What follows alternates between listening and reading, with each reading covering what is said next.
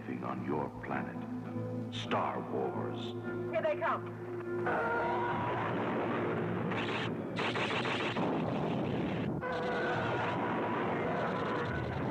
The story of a boy. Where's Ray? And a universe. This is where the fun begins.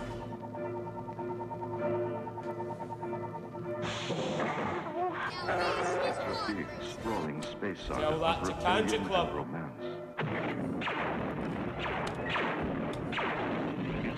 That listener, first time caller. It's time. I am C-3PO, human cyborg relations, and this is my counterpart, R2-D2. Hello. It's an epic of heroes.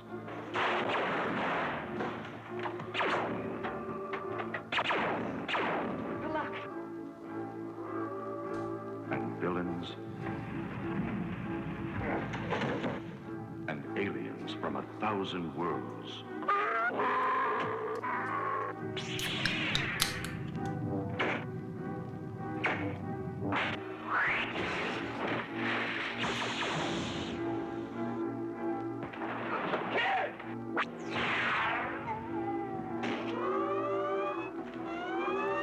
Star Wars, 1 billion years in the making, and it's coming to your galaxy this summer.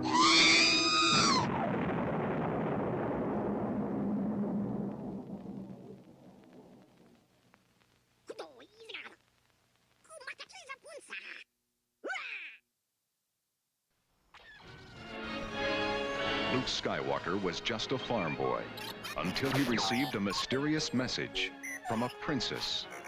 Execute Order 66. Star Wars, starring Mark Hamill, I'm Luke Skywalker. I'm here to rescue you. Aren't you a little short for a stormtrooper? Harrison Ford, good for you! Conversation anyway. I think we took a wrong turn. Carrie Fisher, Good luck. Alec Guinness, You can't win, Darth. If you strike me down, I shall become more powerful than you can possibly imagine. 20th Century Fox presents the most extraordinary motion picture of all time, Star Wars.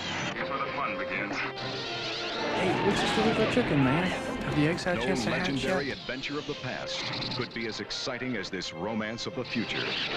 This is where the fun begins. May the Force be with you in Star Wars. Come on, New Zealand, try something new. My name's Omega. Where's Ray? They're pod racing with the music.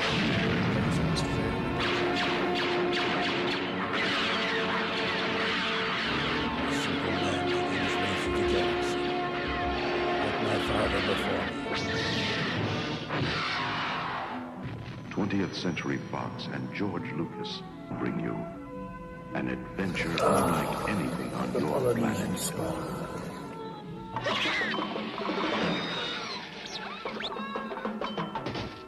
Star Wars. Stop that ship! Blast them!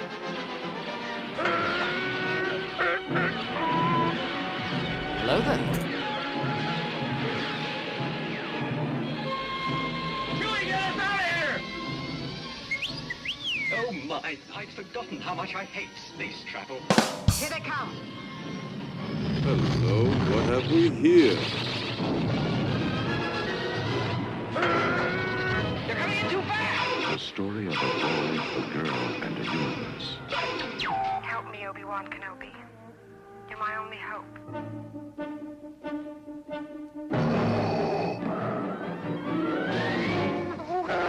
It's a big, sprawling space saga of rebellion and romance.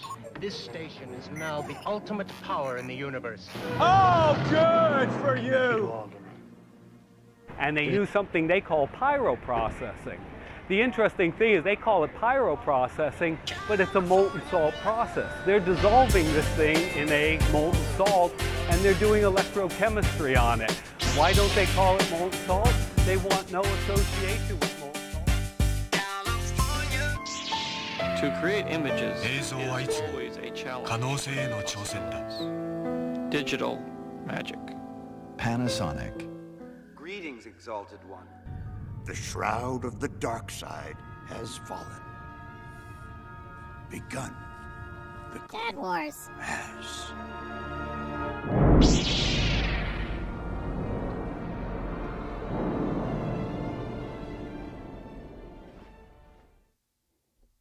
Hello there. Hello there. Oh my God, what is happening? Clear out, clear out. Greetings, exalted ones. Welcome to Dad Wars Live, the weekly reckoning. I'm Justin. I'll be your dad for this evening. Say hello there. Hello there. In the chat. Let us know how you're doing. If you're too tired to do that, just hit that like button before you pass out. That's your first mission, is to use the Force. Hit that like button now. And if you're new to the channel, activate the subscribe button and turn on notifications so you don't miss a single moment of Dad Wars. Are we ready? I think we're ready. Let's do this.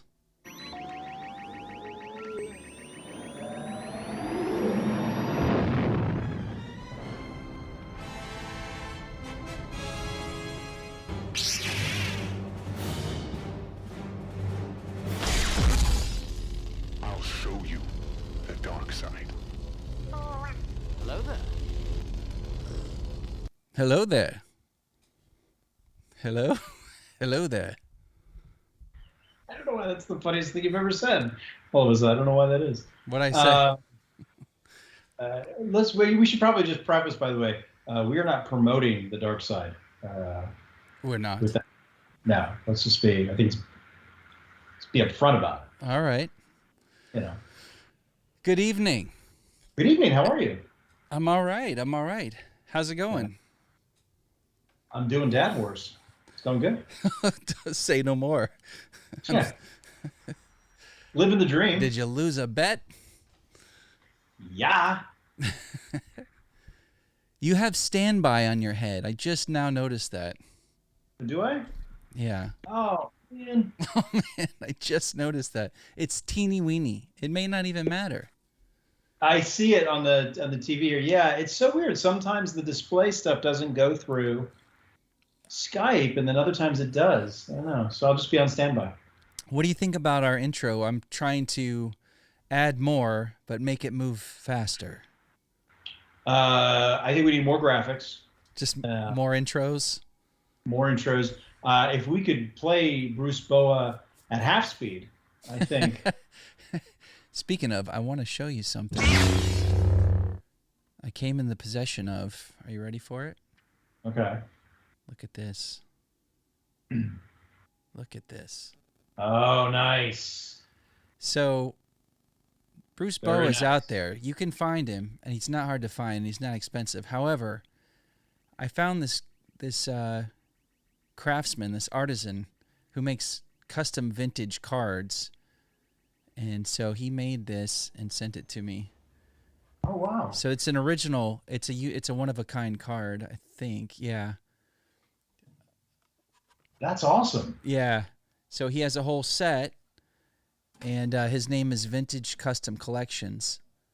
Okay. And I'll show it when we get to the news, when we start going through the news tabs. But, I feel like I may follow them on Instagram.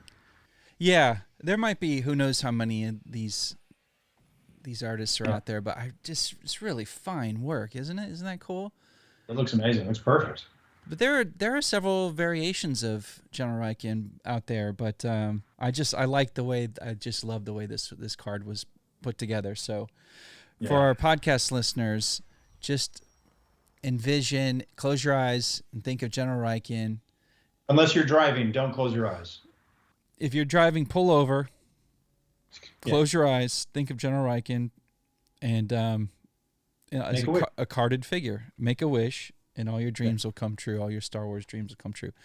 But yeah, there you go. So that was just we were talking about that, or I just keep talking about General Rykin, and then there we go. He seems to be like the force spirit of our show. He totally does. Yeah, I always. Did he die in the Battle of Hoth, or did he make it out? Like, I don't. Well, you know, they say the general goes down with his ice cave. That's true. General always that goes is an down as honorable a- saying. Yeah. So, gosh, I feel like he made it. I feel like he made it off. Brock would definitely know. Yeah. It's probably in some expanded universe book. Yeah. Right. Because I would have loved to have seen him in Return of the Jedi. I know. I was listening to George talk about. He was talking to this young upstart director, Chris Nolan. Have you heard of Chrissy Nolan? I think so. A few years Did he ago. do a thing about memory and time? Something I don't know. He has some kind of memory loss issue, so he can't make a linear film. He just will go shoot a movie. Anti-memory loss. He'll edit the movie in the order that he filmed it, because they never film in order. So he just Now it all makes sense. He doesn't understand. You can put it, and so it's left for our interpretation. But so he was interviewing George Lucas, and George was saying, and we all know this, how difficult the British crew was with him, how mean they were, all the union workers.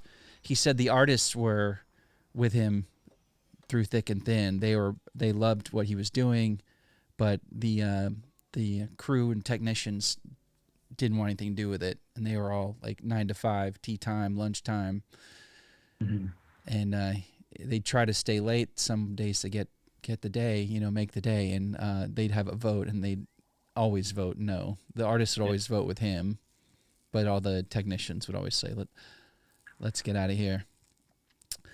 So what I was going to say was the reason maybe we don't see any of those same characters besides the leads in Return is because I think you don't see them in the sequels because I guess it was hard to get the actors to secure the actors because a lot of them were British.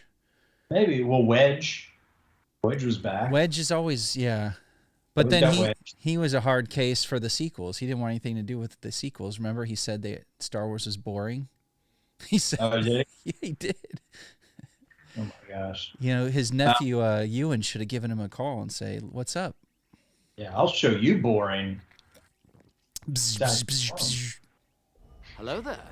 So, what are you drinking tonight, there, Justin? It's something It's the cheapest. It's called Waterloo.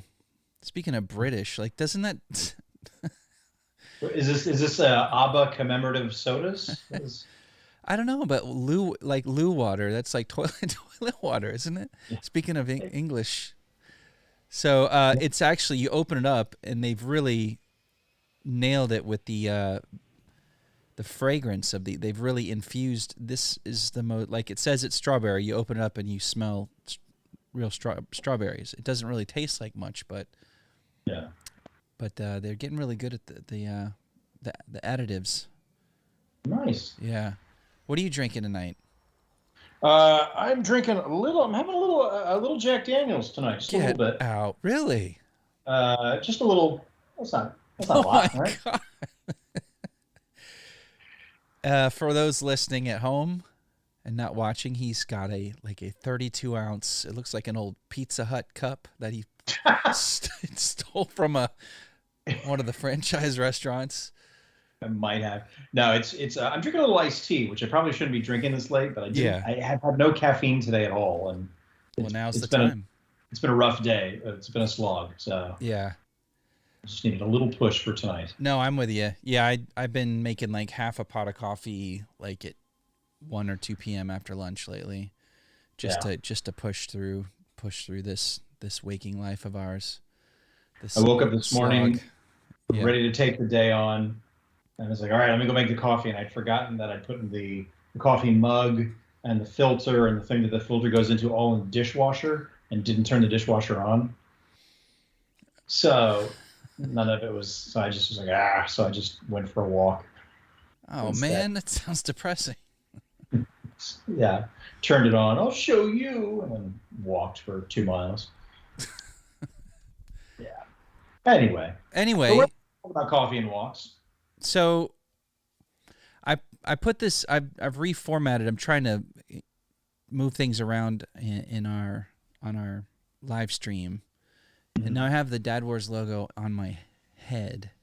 And what do you think about that? It seemed... Well, I'm just curious why I'm not on the screen. What did I do? Oh yeah. It Like, seems to work when on the Sunday show with Eloise, because we're on either side of it. I think that's how I laid it out, and now it just carried over to this show. Let me bring you back on. No, don't even bother. Don't worry about it. Do you know what it was? I have you in a Skype window, and I'm looking at you as if we're talking, and I forgot that we were doing a show. Just says standby doesn't mean I'm actually on standby. You're our standby. Ooh, I wonder what happens. Hang on a second. I wonder what happens if I hit display again. Let's see. Let's make it crazy. Ready? Do it. There we go. Oh my God. Now there's like 40 things in the overlay. Yeah, I don't know. There's that. That's my... Oh, there you go. Now you're centered. Finally. All right, we'll get it. Yeah, we'll figure it out. I think after year 3, we're going to be all up to speed here. Yeah. Yeah, speaking of, we flatlined a little bit with subscribers, not for lack of effort, but I did reconnect with a friend from my old job today. We were talking shop, some IT stuff, and I told him about the channel, and he subscribed right away, and I'm excited to see. He actually knows our friend Michael Eade, who sometimes tunes into the show. Oh, yeah. Let's say hi to Melinda. Well, I don't even have the chat up because I've got that on my TV. Maybe I should get it up here on my computer. Yeah, maybe. I don't know. Let's see. Hello, hello. Thank you guys for watching. Oh, Melinda. Melinda is a friend of ours in town, and her husband and daughters. We're all friends in our little town of Clinton. Nice. Clinton/Annandale. I don't know. Okay. There's so many towns in New Jersey. Every time I talk to somebody new that I meet who lives in New Jersey, they're like, "Oh, I grew up around Bloomingdale Field." And I'm like, I know Bloomdale and I know Bloomfield, but Bloomingdale Field, I'd never heard of it, but it's a place, Yeah. And everything has a township. The town, like Morris, the township of Morristown, Washington Township, Washington. You can get lost around here. Seems like it. And never found. So let me ask Melinda, since she's watching, she's partaking in the show. Melinda, what is your favorite Star Wars movie? Dad Wars. No, movie. I'm telling you. I don't know. I'm curious. I'd be curious to know. Yeah. I always like to hear it because I think for a long time it was just everybody loved Empire. Then the prequels came out, and then people had it opened the playing field, and now with the sequels, it opened up even more, and the standalone films even. So I think it's always fascinating you just hear people say, "Oh, this is my favorite movie, and this is my favorite movie," and you can't fault them for if they like a movie that you don't like. You just can't because you don't know. It's all personal, isn't it? It's all subjective. Yeah. It's all subjective. Well, here you go. Melinda is going to throw us for a loop here. Phantom Menace, episode 1. The Phantom Menace. And that probably times out with her... Melinda, I don't know your age, but I'm guessing that times out with your childhood in some way, as the original trilogy times with Aaron and I. Yeah. And we felt that childlike excitement as guys in our mid to late 20s when the Phantom Menace came out, right? Oh yeah. It was such an emotional high and then low, and then this kind of weird, for me anyway, because it was like, it's Star Wars, it's back, and then sitting there going, what am I missing? Why am I not loving this? And then seeing it in the theater like 5 more times, thinking, it's me. It's a problem with me. And then, but as time has gone on, I appreciate it so much more now, and I really appreciate a lot of the things that Lucas did with that film. Yeah. And the guts he had to not just copy what came before, even though there are similarities in the whole tone poem thing that everybody goes nuts for on the internet. But I mean, it's its own movie. It has its own, it's my favorite of the prequels. So there we go. Yeah, I've grown to really appreciate it a lot more as time passes, and it's like nostalgia for it, nostalgia for the hype of it, but like also you play a John Williams song from any of the prequels, and I'm like immediately just transfixed. I'm immediately like transported actually, and I'm like, wow, there's something about those prequels that have their own vibe that's unlike the original trilogy, that's unlike the sequels, that I can just totally get immersed in. Yeah. And you're right, I don't think it was like, it wasn't a cash grab for him. Although there is talk about what was it, the special edition? I think he rolled out the special editions to bankroll the prequels, right? Probably, yeah. 97, the special edition theatrical releases. And then there's something to do with, we were talking about his ex, Marcia, about, I don't know if it's hearsay, what it is, but he's trying not to let her get the money, whatever. But that wasn't his intention, like, as the sequels are accused of being just kind of more of the same. Some people say, I don't necessarily, I agree with some of that, but the prequels, it's like he had a vision and he went for it, and it like he didn't care really. He wasn't catering to the fans per se. No, he was able to do.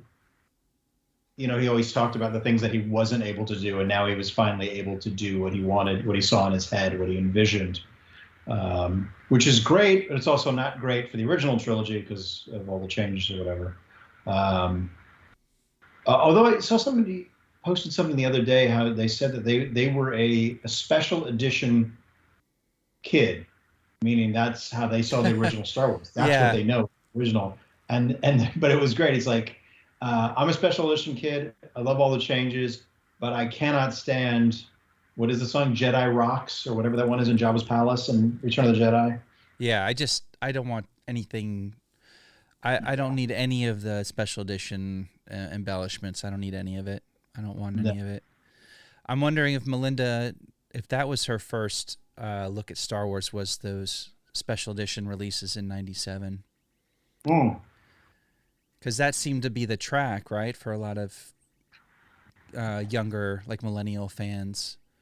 Yeah, was that special edition? Brought in a whole new audience. Well, that was the great thing about the advertising for the special editions. But how they always showed. It started off with a little TV on the screen. This is how you do Star Wars, and then the X-wing comes through and it goes widescreen. And oh yeah, it was such a great trailer. I think, was it Janine Garofalo? She did a bit about seeing. She said, "I'd like to do my impression of being an audience member at the special edition Star Wars movies." And she sits there and she just sits there. She goes, "That's new. That's changed. Yeah, that's new. Yep, that's pretty much what it was like." I never heard her do that Star Wars bit. Yeah? That sounds like more like a David Cross type thing. Well, let's bring her out. Janine? Not here, people. Well, let me say, I'm really glad to see Melinda was able to join us. I was looking again at our podcast listenership. I haven't been able to drill down so much into YouTube's analytics to see like age and gender wise, but we have like no female subscribers or fans, or very few. Not subscribers, let me try that again. Listeners of our podcast, which is just this show kind of edited for Apple and Spotify, but there's no women, and it's really kind of disappointing, and we have to figure out how to get that other half of the planet interested. Maybe we have some moms on. Yeah, we need Mom Wars. Yeah. Yeah, I was thinking about having Laura come on just to spice things up and see how we interact with Star Wars, like she and I. That might be interesting to some people. I don't know. She's very pragmatic, she's in a different, like we're just different. We're very different. But yet we complement each other. Like I say, like I go, oh, those are some nice shoes. All right, well, as long as you make it work. This is where the fun begins. So she's with Piper tonight, and they're doing a sleep test. She just sent me. Piper's got all these like diodes and electrode things all over her, so they're doing a little sleep test because she hasn't been sleeping, as I mentioned to you many times. But yeah, we'll see. We'll see if it's just a phase. But if it's a phase, it's been going on like her whole life. But we'll see. You got to admire her consistency. Yeah, she sticks to it. She does. Sticks with it. What was I going to ask you? Star Wars. Yes, Star Wars. Well, yeah, Star Wars, but you brought up your kids. I was curious because we were just talking about generational. What are your daughter's favorite Star Wars movies? Eloise tells me, "Hey, Laura. Laura's on now too. Look at this. We've got women watching. That's it. It's tonight is ladies only. I'm sure Laura is just saying hello in the chat to Melinda because they're like BFFs. Okay. Oh, there you go. Yeah. Yeah, she wants to see Laura on the show. That would be fun. I think we would have a good time. So Eloise will tell you, and the other two, like Colette, says Pew Pew Daddy Show. She was just like, let's watch Pew Pew Show, Daddy Show.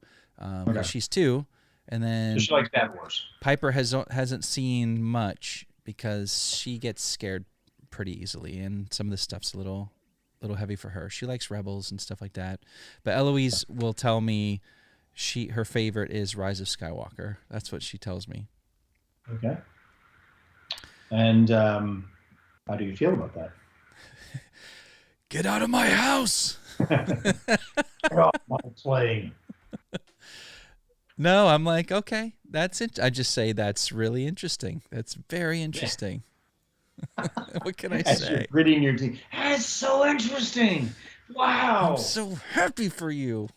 That's your favorite one, huh? That one. Okay. Daddy's going to the basement now. You know what? I don't think you've ever told me what Edison's favorite Star Wars movie is. I don't know what it is now, but for a lot of years, it was Return of the Jedi. Okay. Yeah. That's great. I don't know. He said he might tune in tonight. If he does, that's awesome. Yeah, he should type in his favorite Star Wars movie. But yeah, it was Return of the Jedi, and it was really cool because when we first moved here, they were doing a 30th anniversary viewing down in L.A. Okay. Of it, and there's a guy. Gosh, I can't remember his name. He was a writer for Entertainment Weekly, and I instant messaged him on Facebook back when I was on the Facebook, and we talked about. I said, "Our tickets going to go on sale. I'm up in the Bay Area, blah blah blah." So he said, "Yeah, they're going to go on sale tomorrow." So I was able to get 3 tickets, and I got Edison. I called him in sick for school, and we got in the car and we drove down to Los Angeles, and then I met up with my friend Casey, and the 3 of us went to go see Return of the Jedi in a packed theater, and they were doing all sorts of like trivia and stuff beforehand, and they said, all right, they brought 3 people up and said, we want to hear your best Luke Skywalker impression.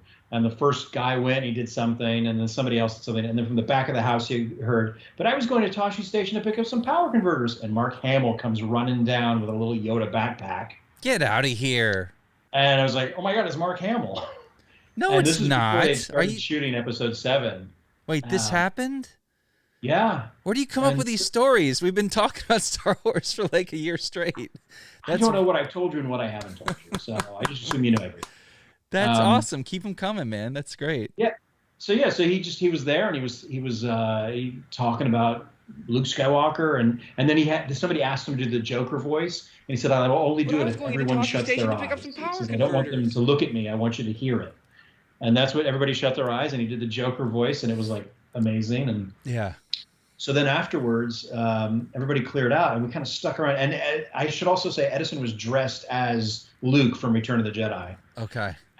And so we were walking around, and I saw where Mark Hamill went, and I was like, oh, I wonder if we could get back there. And I saw a woman looking at us, with a big smile on her face, and I found out later that was his wife. And I bet if I'd pushed it, we might have been able to meet Mark Hamill, but I didn't get that opportunity. So, Dang. But it was cool. It was a cool experience. It was great seeing the movie on the big screen. It was the special edition, and you could hear everybody when Jedi Rocks came on, like, oh.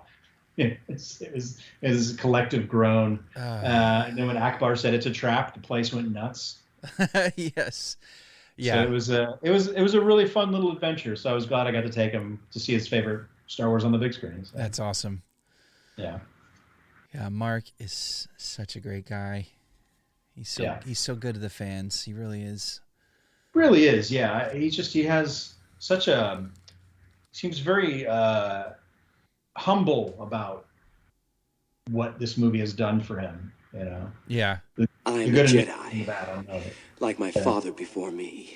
There you go. He rolled with through the lean years. Like Star Wars kind of, it changed his life for better, for worse, but it feels like in the golden years of his life, I think he's got a lot of life left in him, but I think the reward has come back tenfold for probably 20 years of maybe rejection from roles that he's probably more than capable of, owning.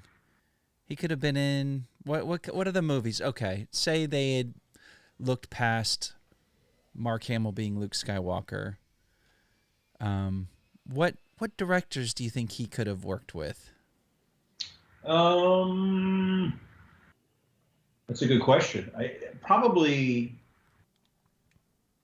would have liked to have seen him do something with maybe like John McTiernan when he was doing the Hunt for October days. Oh yeah, yeah. That would have been to see Mark Hamill in something like that. I think. Yeah, I think he'd be good in an ensemble piece. Oh yeah, absolutely. He did a movie. So who's the guy? Kyle Mooney on SNL did a movie called Brigsby Bear. Have you heard about this film? I've heard of it. Yes. I watched it on a plane, and it was fascinating. Mark Hamill's fantastic. He's so good at it. The movie it's a really good movie. Kyle Mooney wrote and directed. Hamill was fantastic in that. So Melinda's husband Misha says that he really liked Episode 3, which most people hated. It's actually the most liked of the prequels. Yeah. I wouldn't discount it. I think that one held up the best initial release. I think the fans and the critics probably embraced that one as this is how it should have. All the prequels should have kind of been like this. I'm glad they weren't because it's really dark, right? It's really dark. I guess a little dark. I think tonally it's strange. Like I think it does some weird shifts. Like I think it's kind of inconsistent, but I think overall it like has the most drama and it moves the fastest, I guess. Yeah. There's a lot of movie in that movie. Yeah. And like it goes down, like, it all goes down. And so that's what people were waiting for.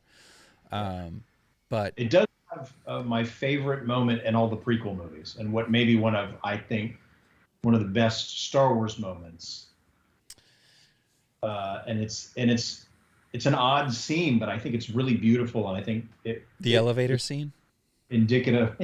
Yeah. The first 37 minutes when they're on Grievous's ship.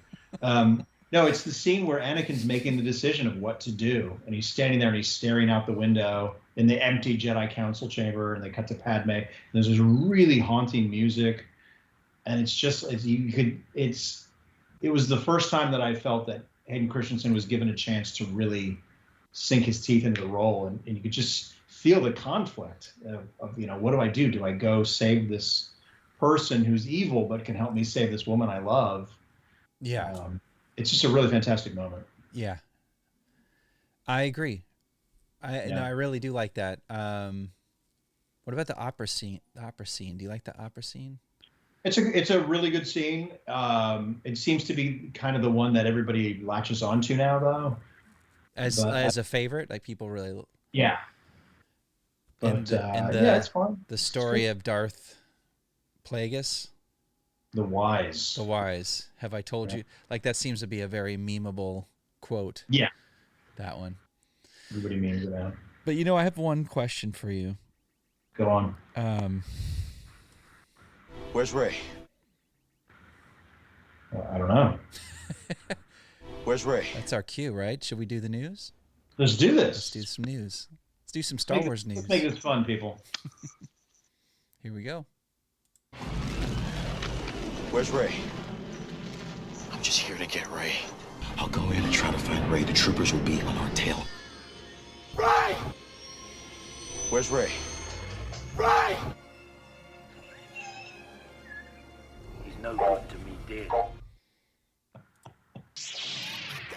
And there's Ray. What is on? He's on standby. We're all on standby. I guess I had the same thing on my. Oh my God! camera. I see what you did there. Oh man, that's awesome. I don't know how to turn it off. I'll figure it out. Hold on, let me get. Do I have an only Ray? I think I have an only Ray cam. There we go. Nice. Let's see. I A can't. simple man making his way through the galaxy, like my father before me. Where's Ray? I can't tell how to get it off, so I'll figure it out here. Give me a second. We'll get there. It's all good. All right, awesome. I like it when I bring somebody in and they're there. Like it actually, when things work, they really work. And I come with bits. I had a bit there. A little bit. I love it. I love it. It's awesome. That's your Halloween costume for this year. What are you, Aaron on Dad Wars? What? Who oh, on? I see it now. Who Okay. on what? Oh goodness! Oh, I love it when we're all together. I did have. I actually have some Star Wars stuff in the background. I have a little. Let's see. Lego Darth Vader. That's a big. alarm That's a clock. maxi fig. My goodness. A little clock. It turns red when you push his head down. Where did you find that? I don't know. They had them all over the place. I think Edison had one of those ones. That's super cool. And then I found it. I brought this down. If you wanted to, I got to send this to you. Oh, nice. Are you really sending that to us? Yeah. To the girls, right? Wink, It wink. was almost going to be donated, but months ago we were Hit the like brakes. getting rid of Lucas's stuff, and Julie's like, "Let's just donate that." I'm like, "I think Justin this might be good for the girls," and so it's upstairs. That's awesome. And We I will. forgot about it, and then I just saw it the other day, and then we were talking about it a week or two ago. But it's pretty cool. That's so cool. Ray, you saw the General Rykin figure. Did you get to see that part of the show? Yeah. I'm so excited. Things. I know. I It's the just little want to say, things. like, I love in the opening. My favorite part of the opening is when the guy goes, "Microprocessor," or whatever. He said. Hey, let's watch. Can we watch that real quick? Just real Yeah, quick? the way he says that, Dude, way he this says, it's from Mike, like I think it's this guy. He did an 8-hour documentary on this subject, and out of all, he was walking around Chicago talking. The documentary is like, I don't know, 6, 7, 8 hours. It's like I think it's 8 hours long, but he is talking about this subject the whole time, and George just happened to walk by. And they use something they call pyroprocessing. Yeah. The interesting thing is they call it pyroprocessing, but it's a molten salt process. They're dissolving this thing in a molten salt, and they're doing electrochemistry on it. Why don't they call it molten salt? They want no association. Oh, Jesus. Sorry. Oh, gotta do the show. Ray, get off. We gotta start over. I've completely... Pyroprocessor. I completely co-opted that thing. I mean, it's out there. Everybody's messed around with that clip. I just figure, why not? Before it's because some people have never seen it. Added a new impression to his list. Pyroprocessing. Pyroprocessing. Oh, that's my favorite. Every time I hear that, it makes me laugh. That's great. For me, it's like just where's Ray? That's just like my favorite thing to do. And then George's face is like, what the hell is this they're doing? And then he had like a slight look of disgust on his face as he stares into the camera, and then he just goes. Yeah. Then you realize they're not there for him. It's like Yeah. amateur hour. Oh, it's so funny. It's great. Let me show you real quick these vintage customs from this vintage customs collection based in Canada.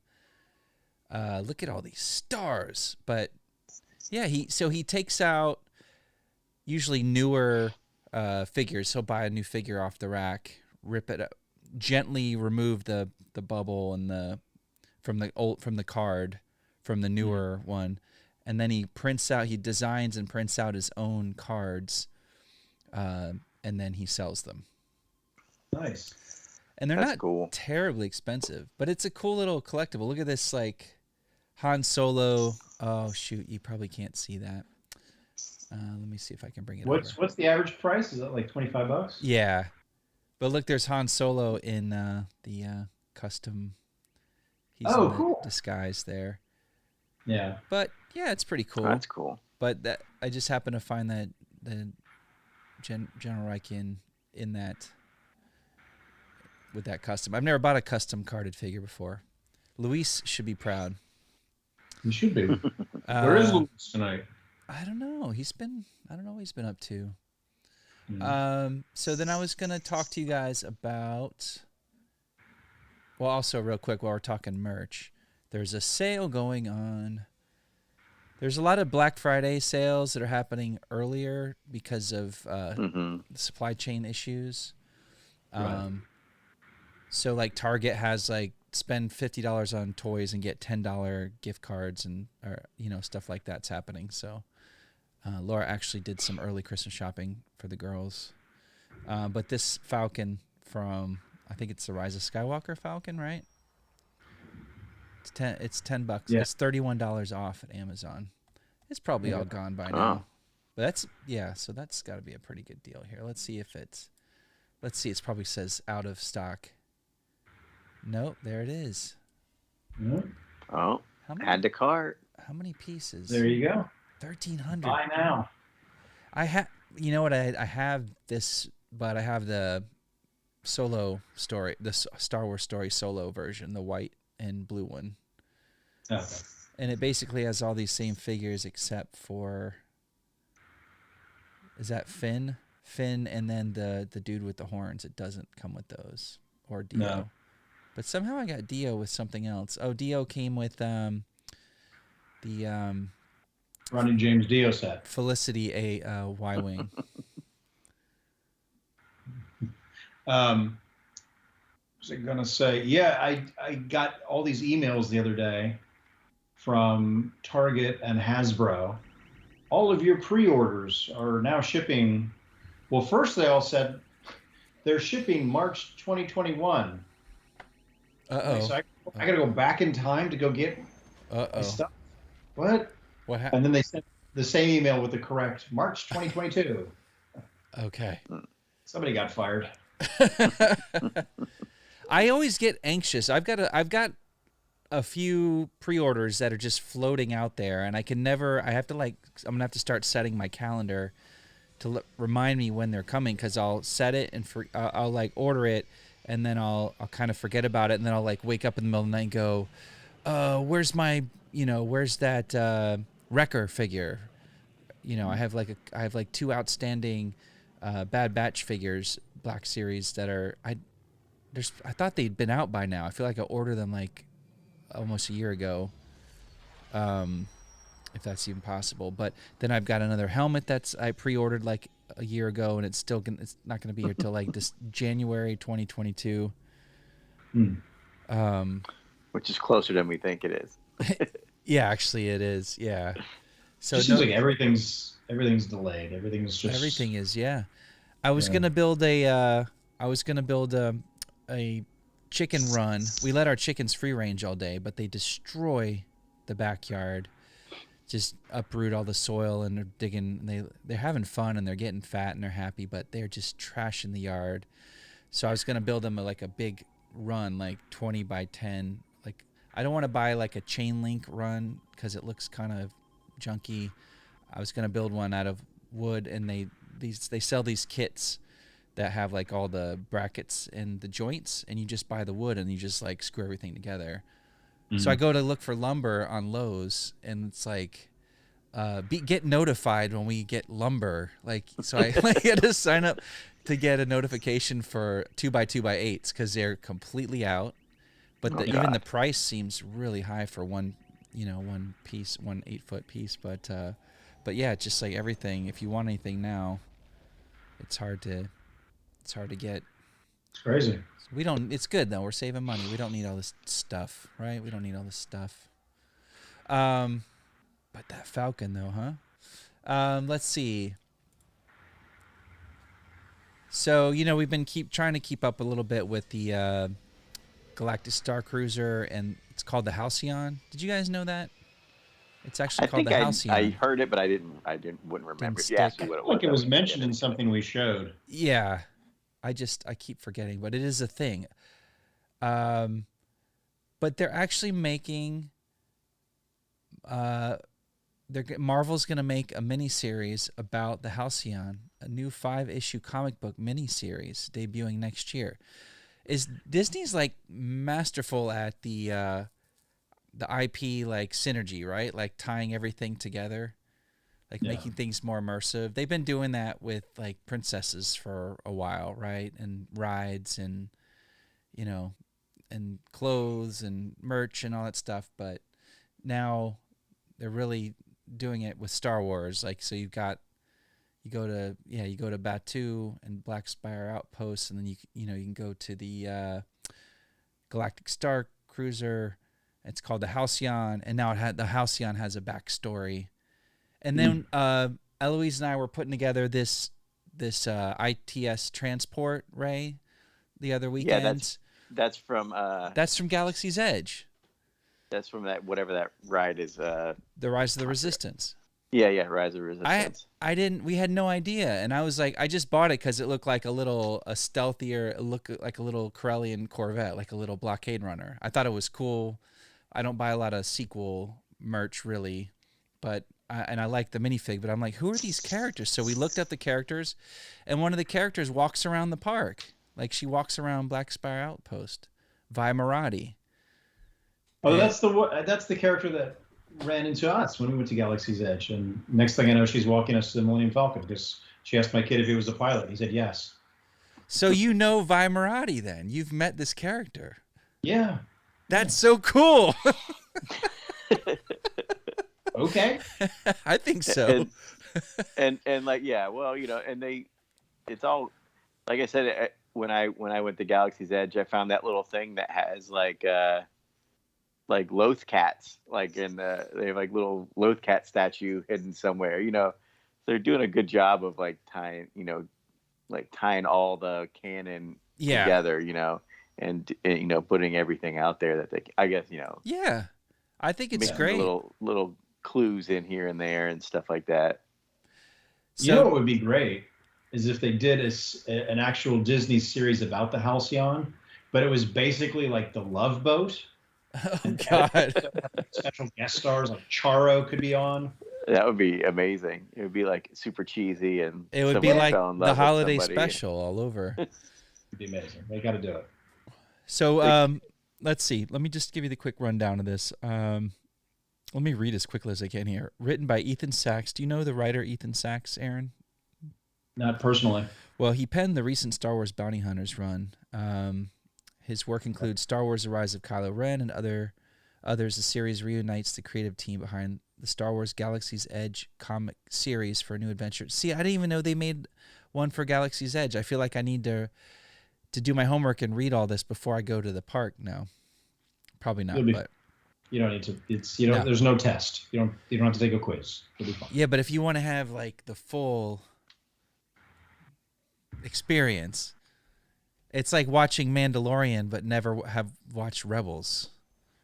Am I right, Ray? Well, I watched Mandalorian before I watched Rebels, I think, but you know what I mean. Now it's like you watch it and then all of a sudden even Clone Wars, like all of a sudden, oh, Ahsoka, okay, oh, Bo-Katan, I get it. Oh, where's this going? Oh, they're looking for Admiral Thrawn. That just kind of flies over people's heads if they haven't been keeping up. But let's see. All right, so this guy's our age because he watched Star Wars in the summer of '77. I don't think I caught it until I don't think I caught it that first summer.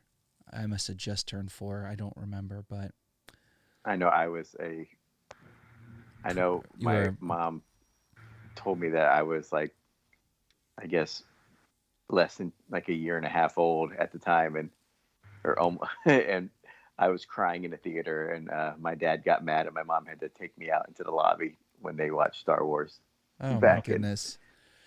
Yeah. I know my Aunt Nancy took me. I don't know why no one else took me, and I don't know why I wasn't taken many, many times. But my only clear memory of the first one is seeing it in Fort Myers with my Aunt Nancy, and she was just like, she would have only been like 17 or 18. And I fell asleep. I fell asleep like in the middle of it, I think. Cool story, bro. All right. Anyway, I just want to know, okay, so with a story that spans centuries, readers can revisit the iconic ship at different points in the Star Wars timeline. Now, I think that's very interesting. Unless it's like this ship is like Forrest Gump and it just like meets every famous person in Star Wars. Right. You know what I mean? Over the years. And then we have trouble. Here we go. Speaking of, I haven't read this before either, by the way. Reunite with familiar faces like the ultimate scoundrel pairing of Lando and Hondo teaming up for the first time and travel the stars with a featured tale that leads into the events of the Walt Disney World Resort experience taking place between Star Wars The Last Jedi and Star Wars The Rise of Skywalker. As a lifelong Star Wars fan, I'm thrilled to be part of this team. Yeah, of course. He said with bitterness. I know. Lucky you. Lando, Hondo, and Frodo all together again on the Halcyon this week. Didn't Lando and Hondo meet up in an early episode of Rebels, or no? Or was that Lando and it was... I think there was a crossover moment with them. Other space pirates. Yeah. I don't remember. I know... Lando shows up like in the first season, I think. Yeah. Like Hondo's in the second episode or something. Is on the ride for Hello, what have we here? He's on the Millennium Falcon ride at Galaxy's Edge. Yeah. He's in the queue, right? He's also in So there's a Wookiee that wears clothes. That's a High Republic Wookiee. Okay. Oh, he's fancy. All those robes. And look at his little done-up hair and stuff. Is he in the polyphonic spree? Oh my gosh! Is he a Jedi? Because he's got like a lightsaber, right? Yeah, I think he's one of the High Republic. High Republic. He's one of the High Republic. Oh. So, yeah, I still haven't gotten through that book. However, we did finish Ahsoka finally, and I will say I did not really enjoy that very much. Oh. Did not love it. That's interesting. Yeah. There were some cool moments, but overall the story just but it's canon and it ties into Rebels. Okay.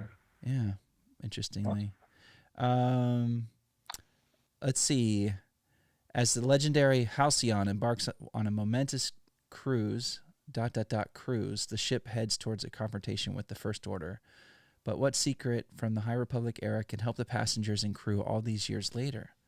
And how did Jedi Nibs and Burry... Oh, Burry is the Wookiee. Fend off a Nihil attack on one of the ship's first ever voyages. Oh, that's cool. There should be like a show, like you said, like... Burryaga. And then every episode should end with like everyone getting along, like having a drink around the pool, you know, and like laughing about how earlier in the episode they all hated each other, but now they found their common ground and they're all friends now. I would watch it. I would watch it in a heartbeat. That sounds amazing to me. You have to, but there has to be like a Love Boat type theme song. Yeah. The Halcyon. Yeah, the Halcyon, soon we'll be making the castle run. There we go. Ooh. The Halcyon. Right there. So, We'll have to get Brock to chime in on this. But did you see? There's a bunch of new novels announced coming up. Luke and Lando, Obi-Wan and Anakin, and more revealed. And it's all canon, right? Right. Guess so. One thing I saw was the Jedi, the Sith. Is it the Sith stories or something? The Shadow of the Sith.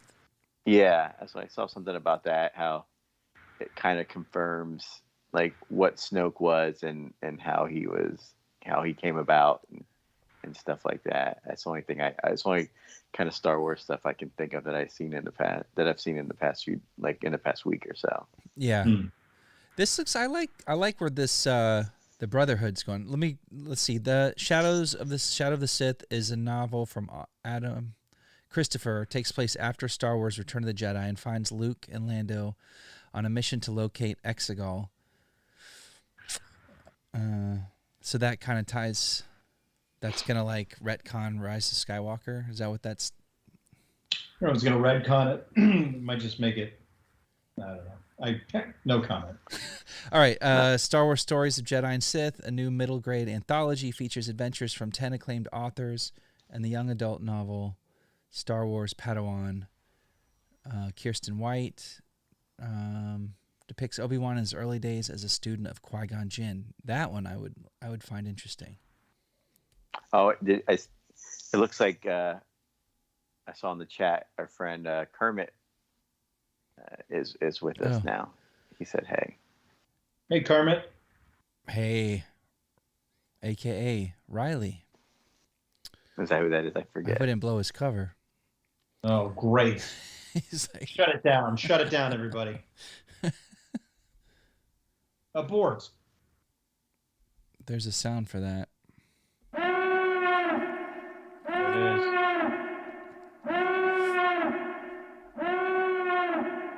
That goes on for another 45 minutes. And that's our show. Here's a little more on the Luke and Lando book. The Empire is dead. Nearly two. Oh, there's Gavin. Hey, Gavin. The Empire is dead. We're if you're just joining us, we are checking out some excerpts, some previews of some forthcoming Star Wars novels.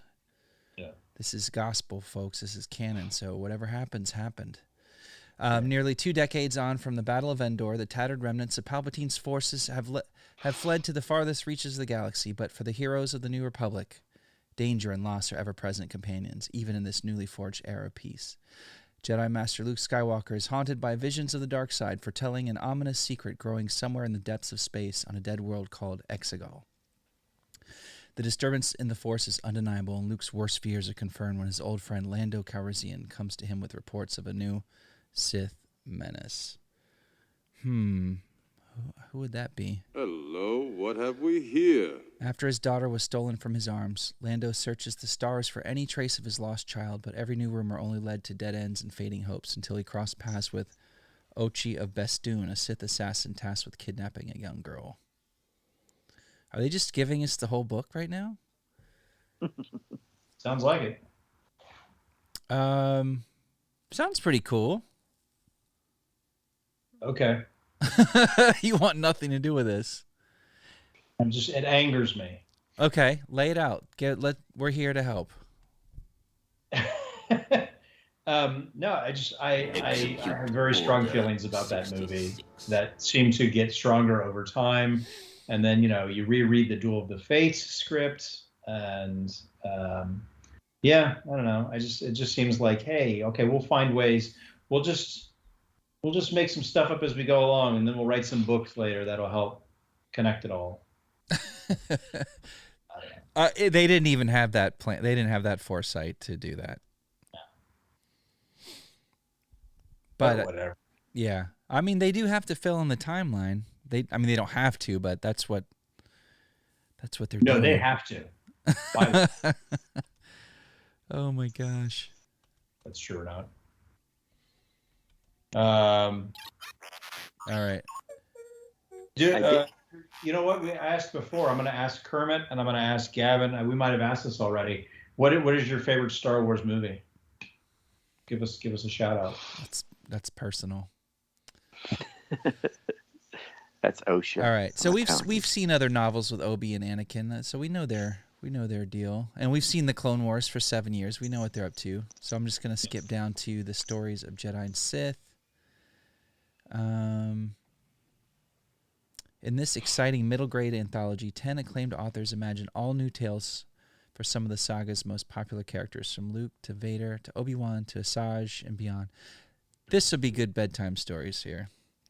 Yeah. Complete with beautiful spot illustrations, epic standoffs, cunning plots, courageous action, and ruthless anger. Who are some of the authors? Anybody we know? Ray Bradbury. Wow. Whoa. Who's that guy we met in that bar in Fort Lauderdale? That wasn't really the guy. I can't remember. Salman Rushdie? He wrote a really famous author. Some guy was telling us he was Oscar Scott Card or something like that. Yeah, Orson Scott Card. Yeah. Oh, God. Yeah, and now I think he's like, people like don't like him because his turned kind of like weird. Ultra right wing, like nearly a Nazi or something. Oh my gosh! Yeah, I remember he like threw out some super homophobic comments or something. Yeah, something he had some kind of weird controversy after a few years. But what did he did the Ender's Game. Ender's Game. I actually. Yeah. It's not. I think I read the books. I can't remember, but I kind of like that movie. I don't know if you've ever seen the Ender's Game, this movie with Harrison Ford. I think that's a kind of a fun movie. It's kind of a cool movie. If it's a movie and it's got Harrison Ford in it, I've probably seen it. Yeah, it's a good one. Now, I did see, I don't know if it was a big story, but I know they came out with the comic based off of the Duel from Visions. And they said the samurai Sith guy, the reason they said his lightsaber is broken and it won't turn off, so that's why he has it in like a scabbard when he pulls it out. And the scabbard, they said, is made of Sith lightsabers that he's defeated or something like that. So I guess that was like the explanation why he pulls it out, a lightsaber out of a scabbard instead of just turning it on. That's super cool. Yeah. But I mean, I just figure he can do whatever he wants because it's just what ifs, right? But then I also read that the guy who made the Ninth Jedi absolutely made it to be like he would love it if it became like an ongoing, like either series or like if they made a movie out of it. Like he would be totally, he would love to do like a full, like continue on with that story. Yeah. And those characters, like that's what he made it in that, with that intention, kind of with that hope, I guess. Oh, I think everybody would love if that happened, right? Yeah. So fingers crossed. That would be awesome. So get on it, right? Make it happen. I'm gonna call him. I like that tweet that I saw it on, so I did my part. That's all you can do. That's all you can do. That's it should be greenlit any day now. Yeah, almost there. Oh my goodness. All right, let's see here. I'm trying to think. I think we're just. Do you have a subject? I have a question. Okay. Oh. Go ahead. Oh, well, you got a thing. We'll do the thing. Don't worry about it. Oh, wait. Gavin just gave us an answer to his favorite. I don't know if it sounds crazy, but The Force Awakens is probably my favorite just because it was the first Star Wars movie that came out when I was younger. Plus, I was Kylo for Halloween that year. I love The Force Awakens. It's great, yeah. It's all right. I love it. It's fun. I like it. It's good. Kylo. Yeah. That's awesome. And that's cool. That's one that he got to go see in the theater. Because he was alive. He is alive. And that's the beautiful thing about Star Wars is that it's a generational thing now. Yeah. You know, we were just talking about that with Melinda and the Phantom Menace. Mm-hmm. Yeah. Well, and I think me and you talked about it, Justin, like, as far as, as adults, like, we all love, Empire. Yeah. But, like, for me personally, the one that I have, like, the most fondness for as far as, like, nostalgia would be Return of the Jedi, because that's the one I remember most as a kid, and the Ewoks and all that stuff. Like, it was like perfect age for me, Yeah. What, 8 or 9 or however old I was when it came out, that hit just the right spot for me as a kid. So, like, looking back, that's probably, like, my favorite, like, just out of, I love it, but, Empire Strikes Back is such a great, movie. That's my favorite, just as, like, as an adult, looking back and watching them all again, like, that one is still my favorite. But yeah, I have such a fondness for Return of the Jedi too, even though it's not a perfect movie. But I really love that one, and it's because I was, like, fully tuned into what movies were at that point. I really thought I was anyway, and I'd probably been seeing a lot of movies at that age by that point, so it made sense, and I liked it. It's interesting if you look at Star Wars when it came out, the layout of that film, the pacing of it is it takes its time. It takes its time to tell the story. And I think at that point in time, there'd been nothing like it. So everybody was just blown away by the visuals, by the reality of what was being presented to us. And there were moments that were high octane and very fast paced and blah, blah, blah. But for the most part, Star Wars Episode 4 is a very even-keeled movie. And then you have the big finale with the Death Star. And then Empire Strikes Back comes along, and there is no fat in that film. It goes. It's even the slow parts are concise. Yeah. And then you Return of the Jedi, and it's almost like a combination of those two movies, where all the stuff with Jabba's palace is very evenly paced, and and then you get to the second half with Endor, and it flies. Yeah. So it's just interesting. Yeah. It was. I was talking to somebody years ago, I guess, for Harry Potter. What's the lady? J.K. Rowling originally came to Disney to do, like, a Harry Potter world at Disney. That's where she went to, but Disney said, "Oh, we'll do it," but she said Disney didn't want to give her as much input and said, we'll do it. We'll take, give us the rights to it. We'll do our thing with it. And she didn't like that. So she went to Universal. And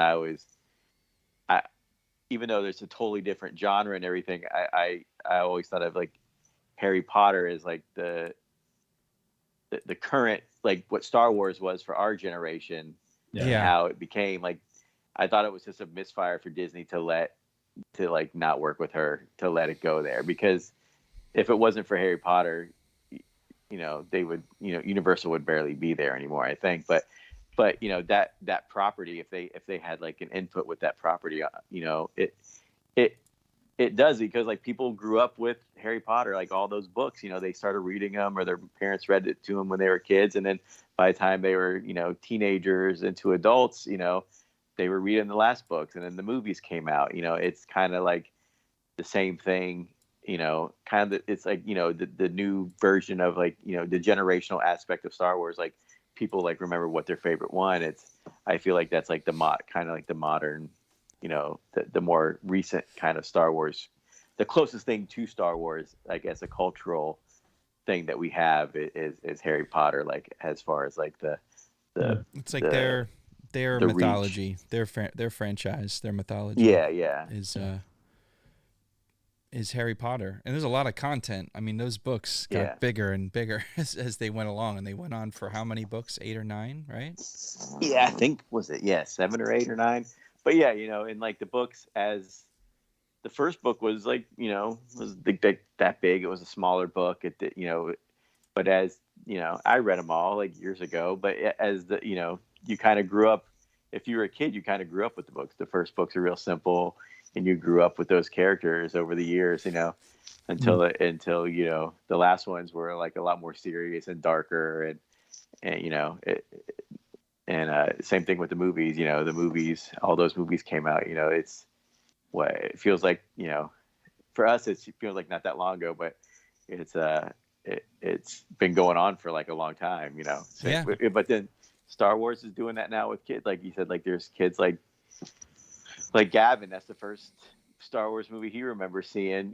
Is Force Awakens. And so that's like a whole new thing. It's just gonna keep going. It's just gonna keep going. Yeah. And this is like the best time too, I think, to become a Star Wars fan, because if you get into the sequel movies, you've got a hella ton of stories to get caught up on. Yeah. You have all this content. I hate that term, but all the stuff for you to content. Yeah, the content to satiate your appetite for more Star Wars. There's shows, and cartoons and stuff. So yeah. Can you imagine coming in fresh with everything, like as a kid? It's just like, I mean, I just can't imagine. It'd just be overwhelming. Yeah.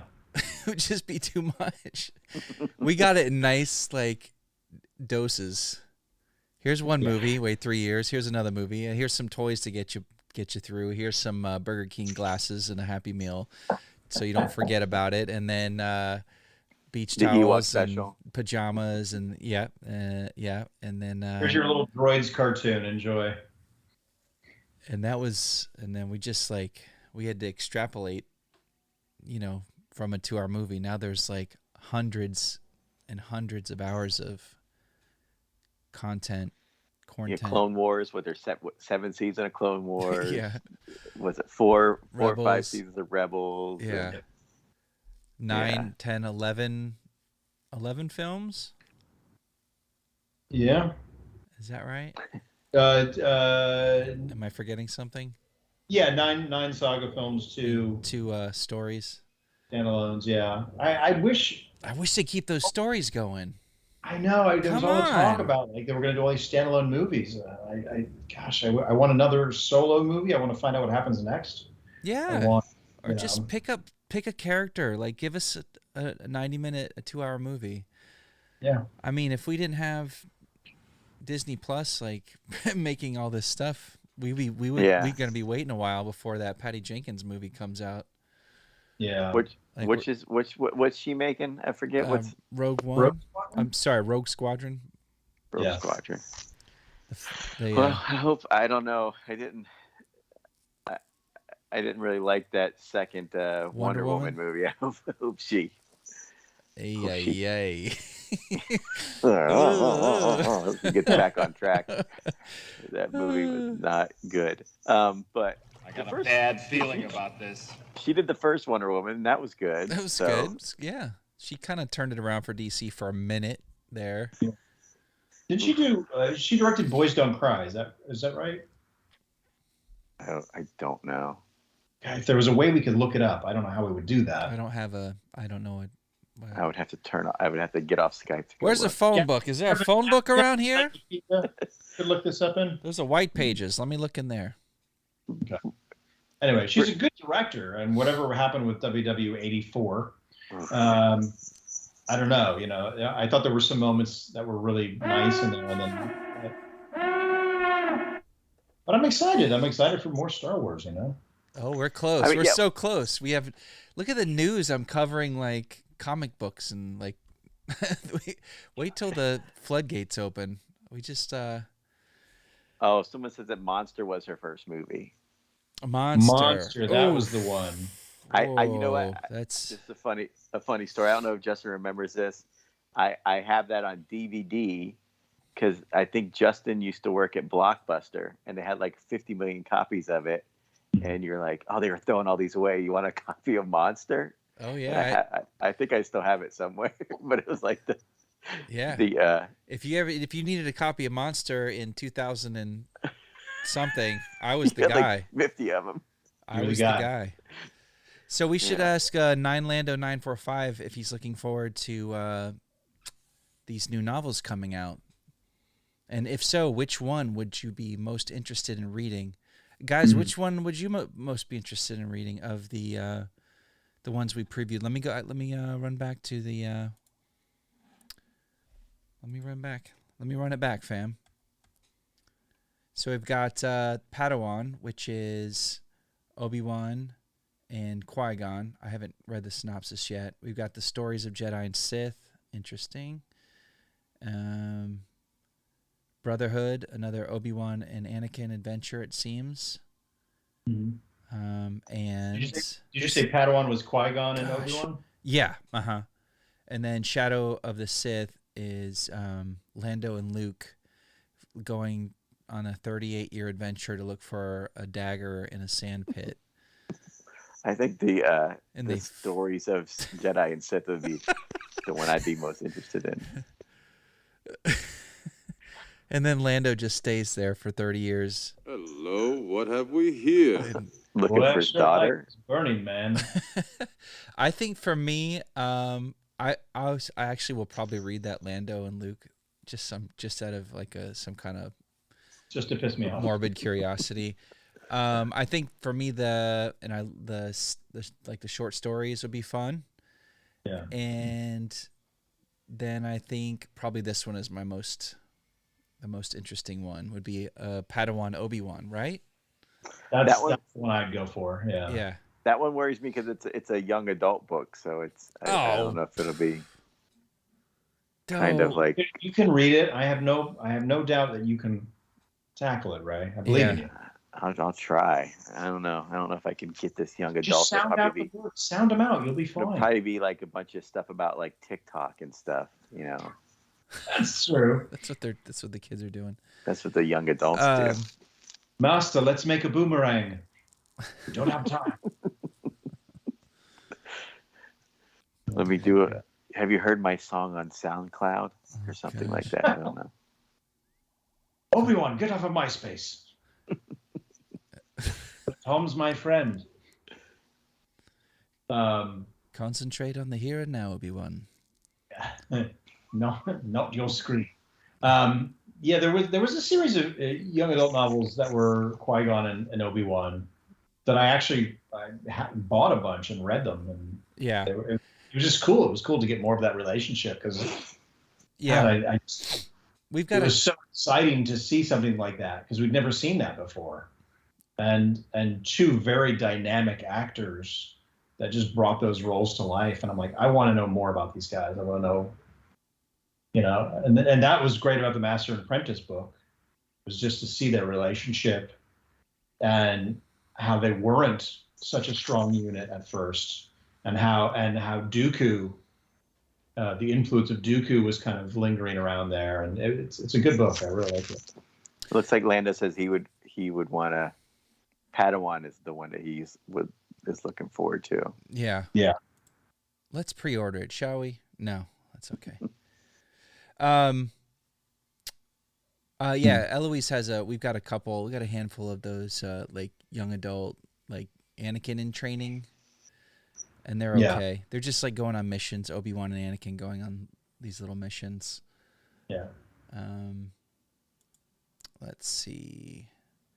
And I think did we get everything? There was one more story I wanted to talk to you guys about, but I don't see it here.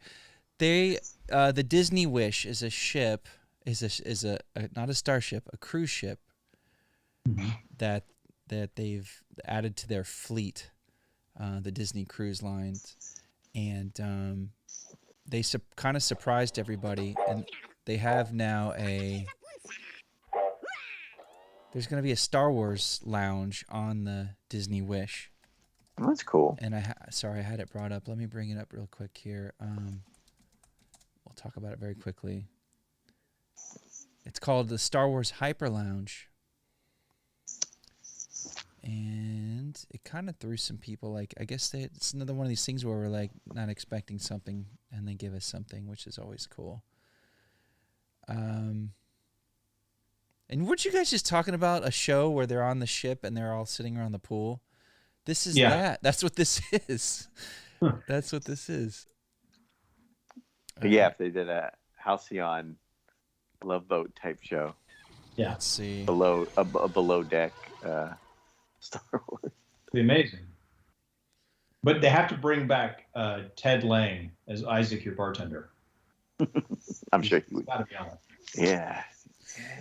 So this must be like just a little sampler platter of the actual Galactic Star Cruiser, because it says it's a let's see, it's a high-end immersive Star Wars bar for adults coming to Disney Cruise Line's new Disney Wish ship in summer 2022, and the idea came simply from wanting to hang out in Star Wars. We always talked about the fact that kids get to immerse themselves in Star Wars. Handkey says, having overseen the Star Wars themed kids spaces on Disney Dream and Disney Fantasy, but as a grown-up and a parent, I'm jealous I don't have my own space on the ship where I can immerse myself in Star Wars. Wow. A lot of anger there. First world problems. Since Star Wars is multi-generational. So we pitched the idea, what if we did a lounge that's for grown-ups only at night? It became an adult playground for the world of Star Wars, and everyone just loved that idea. Parents, don't worry. The lounge will be open to your younglings in the daytime with plenty of non-alcoholic drinks. Yeah, so it's a bar. It's like a Star Wars bar on a ship. I just want to say real quick, Nine Lando made a comment that we made before, so you're gonna love. He's just when you getting go back and listen to the show. Yeah, that's funny. You guys are on the same wavelength there. And the one thing, I was just thinking, like, they could have, if they, the one thing that Disney doesn't have on their cruise that most cruise lines do is gambling. Most cruise lines have, like, you can gamble. It's a big draw for that. Yeah, for that. But industry. Disney doesn't. But if they did have gambling, they could do some kind of, like, from The Last Jedi. They could have, because they go to that casino. Yeah. And The Last Jedi, that would be cool. I guess it would make it kind of cool. But yeah, too bad that they don't have. That could be their excuse to bring gambling. Well, it's Star Wars themed gambling. And it could be like an arcade where instead of money you just get tickets, so you can get a pencil box. It could be like an adult Chuck E. Cheese. You don't really just win prizes. Oof, that sounds scary. Yep. So more to come on that. That looks pretty interesting. There's a lot to read here. But there's just, now they're putting Star Wars out on the ship, and I think they've had Star Wars at sea before. I think they had. Right? Did they have that at some point?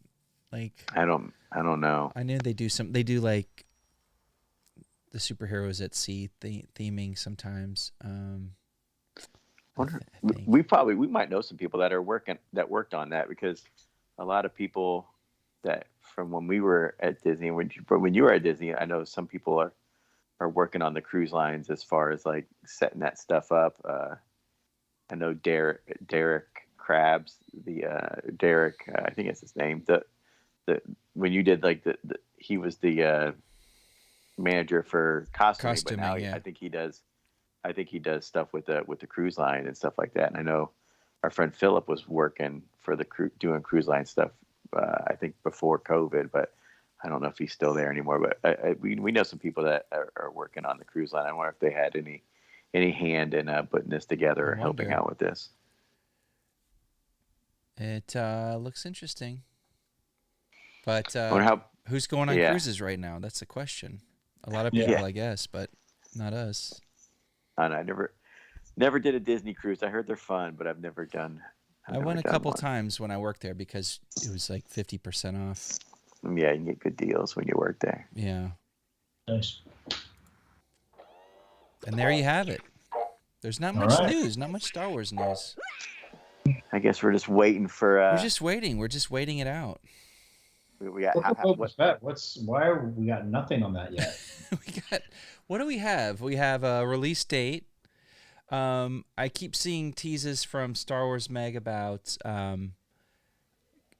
characters being added, like details of these shows that are coming that I don't want to know. I don't want to know yet. Do you guys want to know? I don't want to know. I don't want to know. And we're at 70. if today's the 19th, so we're 70 days out from it. Oh man, but who's counting? There. Who's counting, right? Maybe it's a first episode is like just so jam packed with cameos or whatever that they're like, we don't want to give anything away.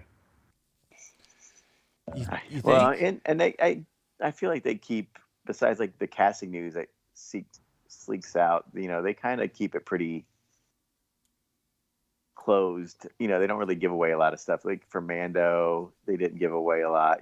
Most of those, the Disney Plus show they're pretty good with keeping the leaks to a minimum. You know what I mean?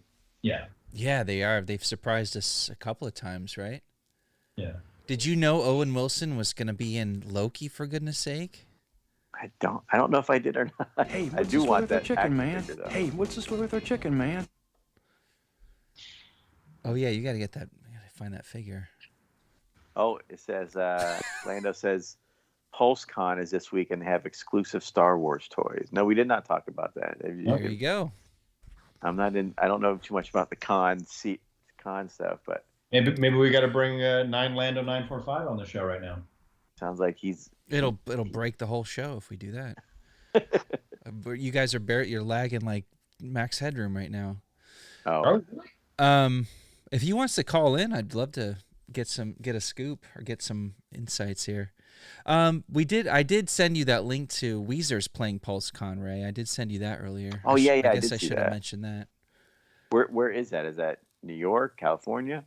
It's on the internet, I believe. Oh, okay. I thought maybe it was like. I mean, I don't know. I don't know if they're doing it live or not. I mean, they're streaming it, but let's see. That's funny. Let's see. Choose your location. It's a virtual event. So it starts in 2 days, 13 hours, 5 minutes, and 4 seconds. 2 epic days. Expert brand panel.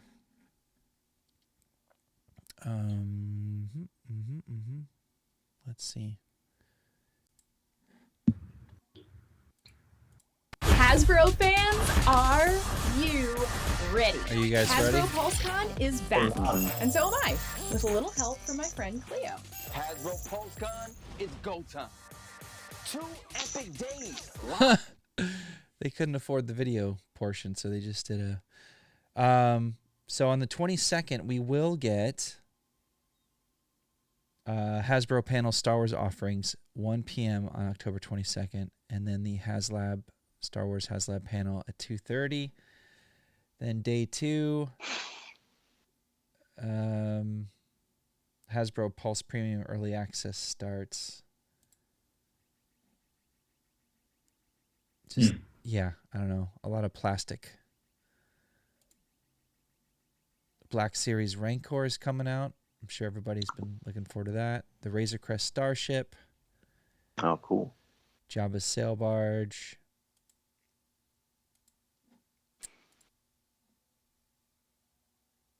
A panel.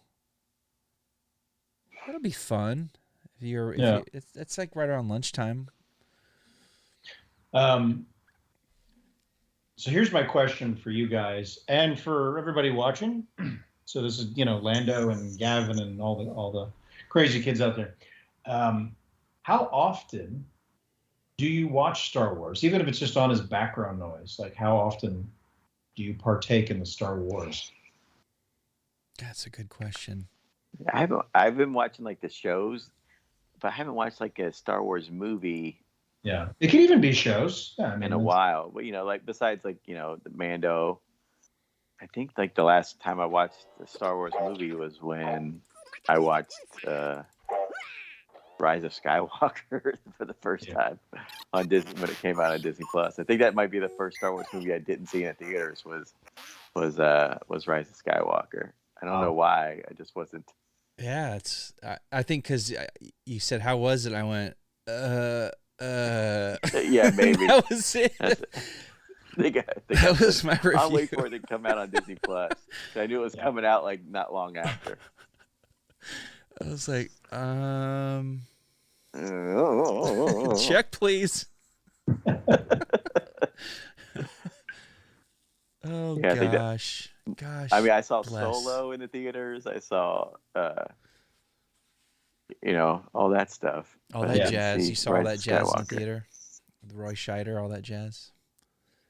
Well, let's see. For me, I would have to say we probably watch a random Star Wars film probably once a month. And then we watch a show. With the girls, you watch them a lot, right? Yeah, just because if it's like movie night, whatever. If they're not watching Frozen or something like that, then let's see. Gavin says, let's get Gavin up on the screen here.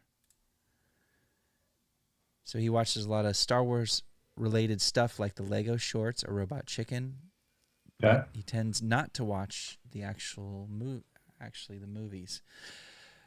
But the movies are kind of a commitment if you put those on, right? Like, but the shorts, especially the Lego ones, and we just watched.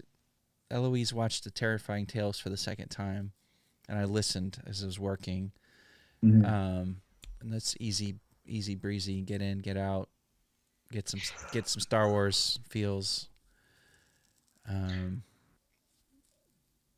Well, for me, sometimes if I'm working, I need some background stimuli. So I'll put something on and I'll find a Star Wars movie that's not going to turn me away from my work. You know what I mean? Yeah. There's a few that are out there that are like that. Well, in the movies, you know them so well, you don't really have to pay attention to them. So you just have it on just to like in the background, like I know what's going on, but it keeps you engaged a little bit, but you can do other stuff because you don't need to like super pay attention to it. Yeah.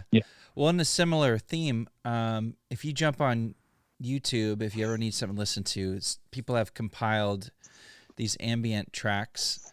Like I listened to a few hours worth today while I was doing my day job. I was doing animation, so I didn't have to worry about music mix or music editing. So I had headphones on. I was listening to the sounds of Coruscant. So it was Coruscant. It was like if you were out on a balcony and you heard the ships flying by for hours. But then every so often, every 20, 30 minutes, a music cue will just kind of fade up, fade in, and it'll be something you recognize from the prequels. And then it'll fade out, and then you just hear the cityscape again, and then it comes back up. And I heard there's a couple different variations of that, but that was just, I was like in the zone. Cool. Yeah. And there's no dialogue, so it's not really distracting, but you're still getting your Star Wars on because it's the sounds. It's really good. I don't know. I have to pay attention to who's putting these together, but it's really well done. And then there's little screensaver playing. It's like Coruscant with a moonlight flickering and someone's just run the ship cycling across, and you know, it's cool. But there's all kinds of that. There's like, they've got them for Harry Potter as well. But I was just going through the ones that were for Star Wars. Now, Aaron, I was thinking about something. Since you're in the Bay Area, San Francisco area, I'm assuming, and I think like with Return of the Jedi, like all the stuff in Endor was filmed like where the redwoods were. Do you know are you able to go? Like, do people know where they filmed that in that area? Have you ever been up to like visit those areas or anything? I haven't been to the exact area. I've been to the redwoods, but the exact area, it's like a 3 or 4 hour drive. But you can go up there, and I believe they actually even have like cabins that you can rent for a weekend up there, and that's something that I've thought of doing in the future, which I thought would be kind of fun. Yeah. Now we're just stars. Yeah. Yeah, that's what I was saying. Cause I know when you went to Hawaii that time, you did the whole. Brock. You did the what is it? The Indiana Jones. Indiana Jones when he swung out into the river. You did that stuff. So yeah, if you ever, you should definitely like do that. I know it's kind of, I guess it's kind of far from you, but if you ever get a chance, you should definitely check that. That'd be so cool to see. Well, there's a Star Wars project that I'd like to put together, and if all goes well, we wouldn't actually need to go up there to the Redwoods or find something similar to it to film in. But yeah, no, it's believe me, I've thought about it and did a lot of research to where they filmed it, the exact area, and like that. And that's cool. It's pretty amazing. Yeah. So, Brock's mentioning your Mark Hamill story. Brock, you should have been here an hour ago. We had already covered all of this. The frozen food aisle. But we had not covered the Pulse, so thank you for that. It's just weird how the action figures are creeping back into my life. Like I went, like I told you guys before, I went. Why did I not know that was Brock? What? Why? It's always been Brock. That sounds like it's always been Brock. It's you, Brock. It's always been you. It's always been Brock. Oh, good for you.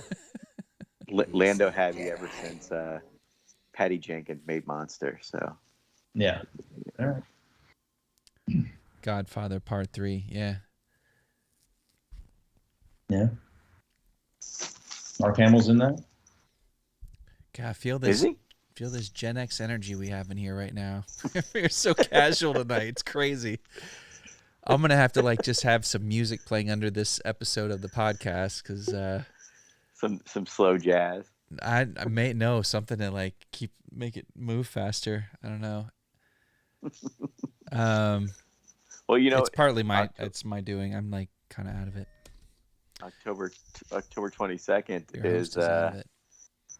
It's not Star Wars, but Dune is coming out this week, fellas. That's right. That's right. That's right. And it's Denis Villeneuve. Denis Villeneuve.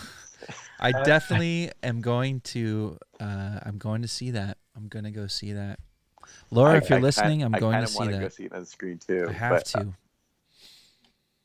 I want to. I need to see that, and I still feel like I kind of need to see James Bond, but I'm not. Yeah, I kind of fool me once, fool me twice, won't be fooled again.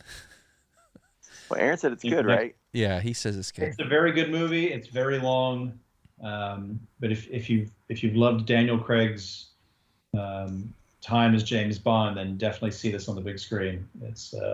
I enjoy it. I had to go do a job, take some photos today, and I was walking back. I'm like, oh, I'm gonna be walking by the theater. And I just missed a show. I was like, I'm going to play hooky and go see a movie. And I just missed the showing, the noon showing, the 12:15 showing by like 15 minutes. I was like, damn. So maybe the next couple days. But I do love a good James Bond movie. And I enjoy him. I thought he was a good James Bond. Someone was saying that he was the grumpy James Bond. Super scowly. Yeah, like Roger Moore was the debonair. Yeah. But they also say he's I think he might be the shortest James Bond because I think all the other James Bonds were pretty tall. I know, like, I think Sean Connery was over 6 foot. I think Roger Moore and all those guys were pretty big guys. I think he's the smallest of the James Bonds. If I could be mistaken, but I think that's what I heard. Well, they always had to do forced perspective on those movies, like they did on the Lord of the Rings, because he's so small. It's crazy. He had his. He's Danny DeVito size. Yeah. He is. Yeah. He had 2 apple boxes. He went full DeVito. He went full DeVito. I love it. If this becomes Bond Wars, then we definitely have to have Brock on the show because is he a huge Bond fan? Oh yeah, Where does he have the time for all of this? He's the guy that I get. Whenever I get oh my god a Bond question or whatever, this guy, he's the guy I call. I don't think he sleeps. And then he invited me to this trivia thing that I immediately got sucked into, Sporkle or something like that, and it's just like dangerously addictive. Was the thing that he was pushing the other day? Yeah, I jumped right on, and it was like competitive trivia. You pick the topic, so of course it's not sports for me, but I did pretty good against him. But I'm just like, man, he's got it figured out. I think for a little Bond trivia, well, it's not. I guess not trivia, but my I think it was Thunderball. Remember they had the boat in Thunderball that like comes apart and whatever. Yeah. It was partially filmed in Miami, and my dad said when he was like a kid, that boat was like down at the docks, and you could go, because my dad's family all worked on boats and stuff in Port of Miami, his dad and he did, but the boat was down there that they used to film in the movie, and I think it was Thunderball. There's a scene where 007 is like swimming in this little thing, and there's a bunch of sharks in the water with them. Mm-hmm. That guy, the stunt guy, I guess, who was swimming with the sharks was like a friend of a local guy that was like a friend of my grandfather's. That was just some guy that wasn't afraid to swim with sharks. So he's the one that swam with the sharks in that scene in that movie. And I think it's Thunderball. Yeah, and that guy's name was Stumpy Johnson. Shark Bite Jones. He was an old chum of ours. Oh, nice. You're welcome. Awful and nice. This is the way. Is it though? Oh my gosh. What's next? What do we got going on? Just hanging out.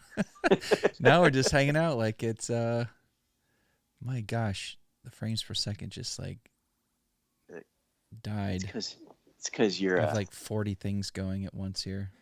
Your Boba helmet's slowing everything down, I guess. Quick, cue Bruce Boa. Oh my God. Let me see. Let's really kill the show. This is right, Lou. Let me turn this off because it's. He's recovering from surgery. Can you see him? Oh, look at that. Look at these paws. Look how big his paws are. See those things? They're giant. He's the walrus. Yeah. Don't touch me.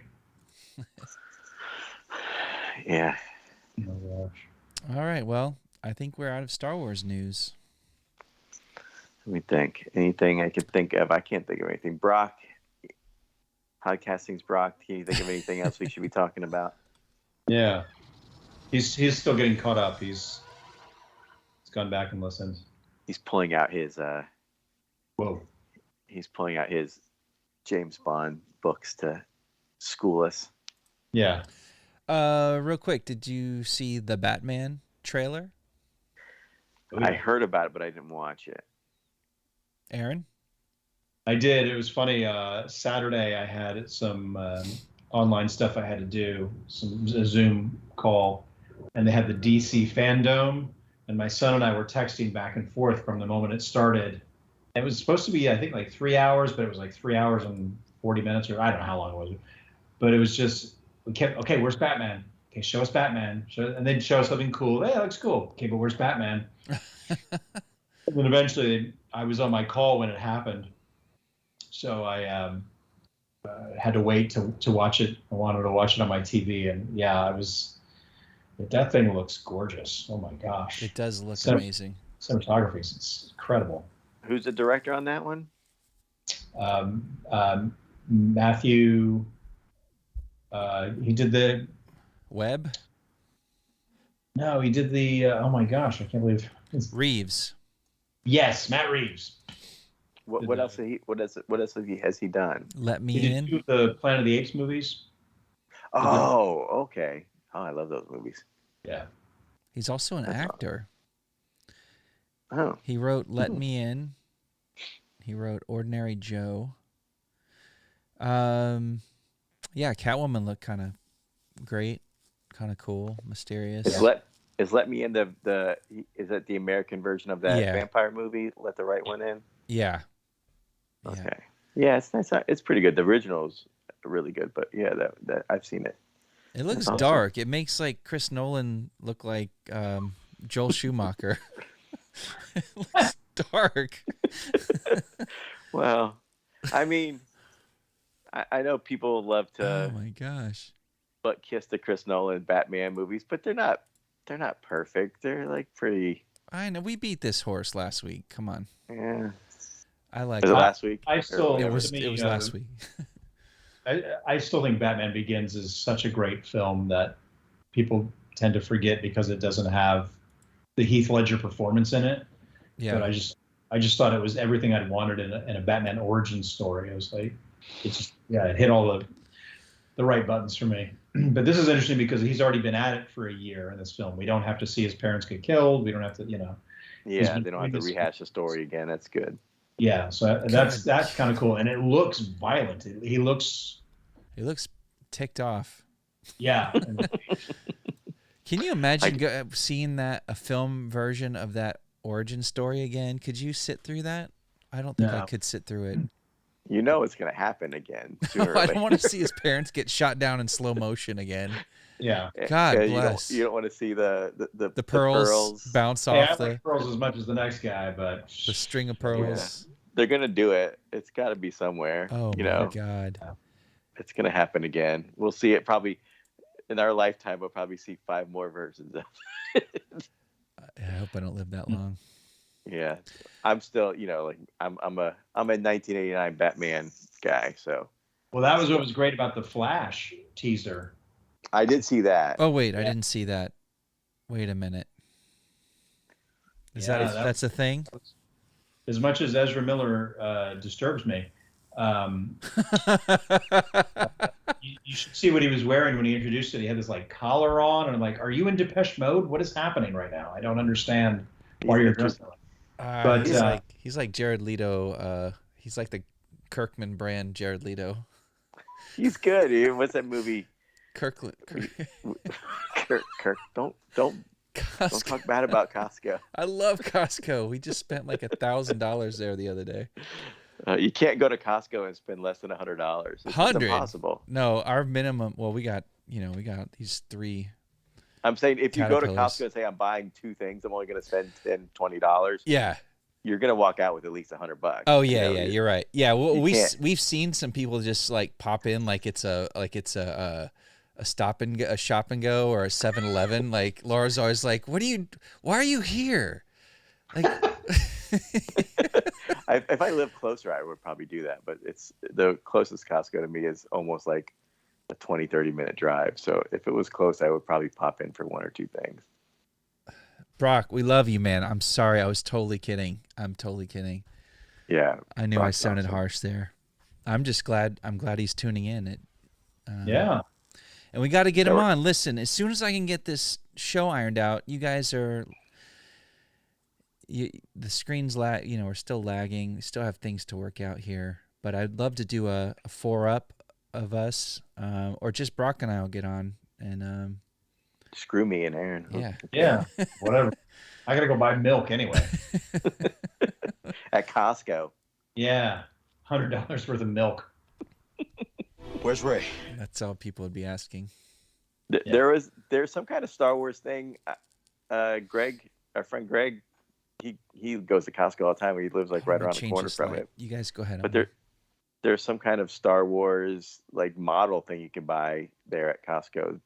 Greg sent us a thing. Oh yeah, I saw it's a paper model thing. Oh, is that what it is? Yeah, hold on.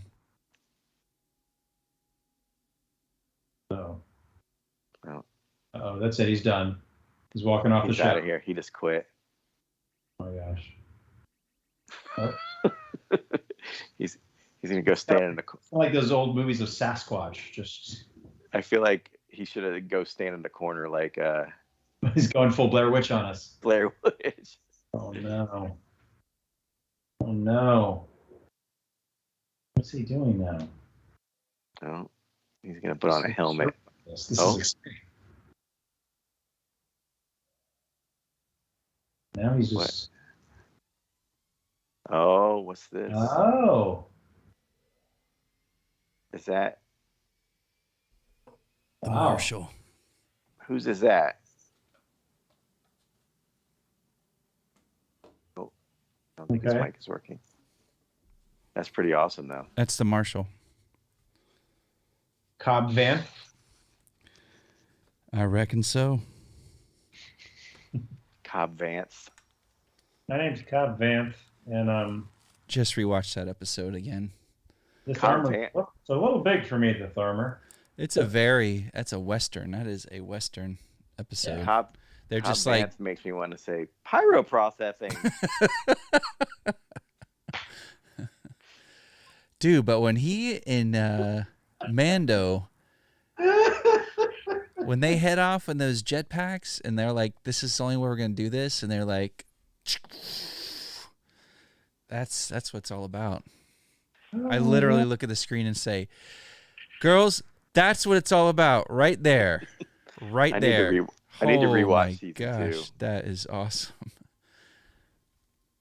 And how did he end up on little Anakin's? How did he end up with his? I guess the Jawas must have picked the pod apart for parts because that's got to be Anakin's pod. Yeah. Yeah, but he says Cobb Vance wasn't that the name of the replacement Duke on Dukes of Hazzard? I think his name was Vance, and the actor was the. He was in Liar Liar. The replacement Duke was on Liar Liar. He was the guy, like the hunk that the lady was the wife was sleeping with, or something like that. I can't remember. One of the brothers. It's Get trivia. All the Dukes of Hazzard facts from Ray. But like Brock teed it up, so it's like these guys need their own like really obscure trivia TV channel. Coy.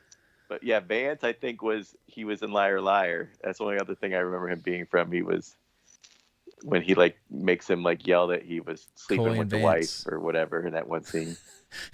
Aaron's just like, what's happening?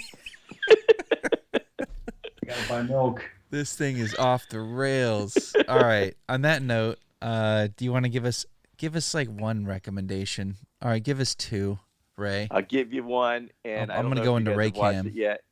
Do I have a Ray Cam? Since Squid Game is still a big thing out there. I don't know if you watched it yet, but there's a really good Korean movie, and it's a sci-fi movie. It's called Space Sweepers. It's on Netflix. And it's a lot of fun, and it's a really good special effects. It's just a great movie. Where's Ray? So if you get a chance, check that out. I'm just here to get Ray. I'll go in and try to find Ray. The troopers will be on our tail. Me and Aaron were just talking about earlier, before we came on, Only Murders in the Building just wrapped up on Hulu, so that's a good one to watch. If you haven't watched that yet, check that out. And I can't think of anything else. Getting around to one of Ray's earlier recommendations, which is White Orchid. White Orchid, yeah. Ray Donovan, I watched that, or Lando DeSastis, Ray Donovan. I watched like maybe the first 3 or 4 seasons of it, but I kind of lost track of it, and I know that it's still going on. But so I did like it the first few seasons, but I kind of fell off. So I do need to catch up on that. But I'm trying to think. Anything else that I've watched? Don't forget Halcyon on Disney Plus, the new variety show that takes place. About Raymond Burr. Yeah. I did like. He asked what about Raymond Burr. I did. About Ray Romano? What about Ray Romano? Ray Romano's cool. I like him. Hey Ray. Yeah. I watched Dad Wars. He's a good actor, Ray Romano. He's done like a lot of stuff. Oh, dude, on Men of a Certain Age. On the the TV version of Get Shorty, he is fantastic. That's right. As the sleazy film producer. I liked him when he did like his one episode of The Office when they had him as a possibility to replace Michael Scott. He was really funny and good on there. and then there's a show on HBO that did like one season where this guy does like a virtual reality thing, and he plays a character on there. That's pretty good. I can't remember what the name of that show is though. It's like a newer show. What's her name from? She was in Palm Springs with Andy Samberg. Like, yeah, I think so. She's like she's got big eyes. She's a cute little brunette. She was in the one episode of Mythic Quest where they show like the history of that place. Justin. Oh yeah. She's the girl in that. She's like a show. She's like the main character on this show. I can't remember the name, but it's like an HBO Max show. Okay. Oh, and the Apple TV show Foundation that's based off the Isaac Asimov series. How's that turning out? It's really good. Okay. Is it? What were you saying, Justin? I was gonna say, how is that turning out? Because I wanted to watch that.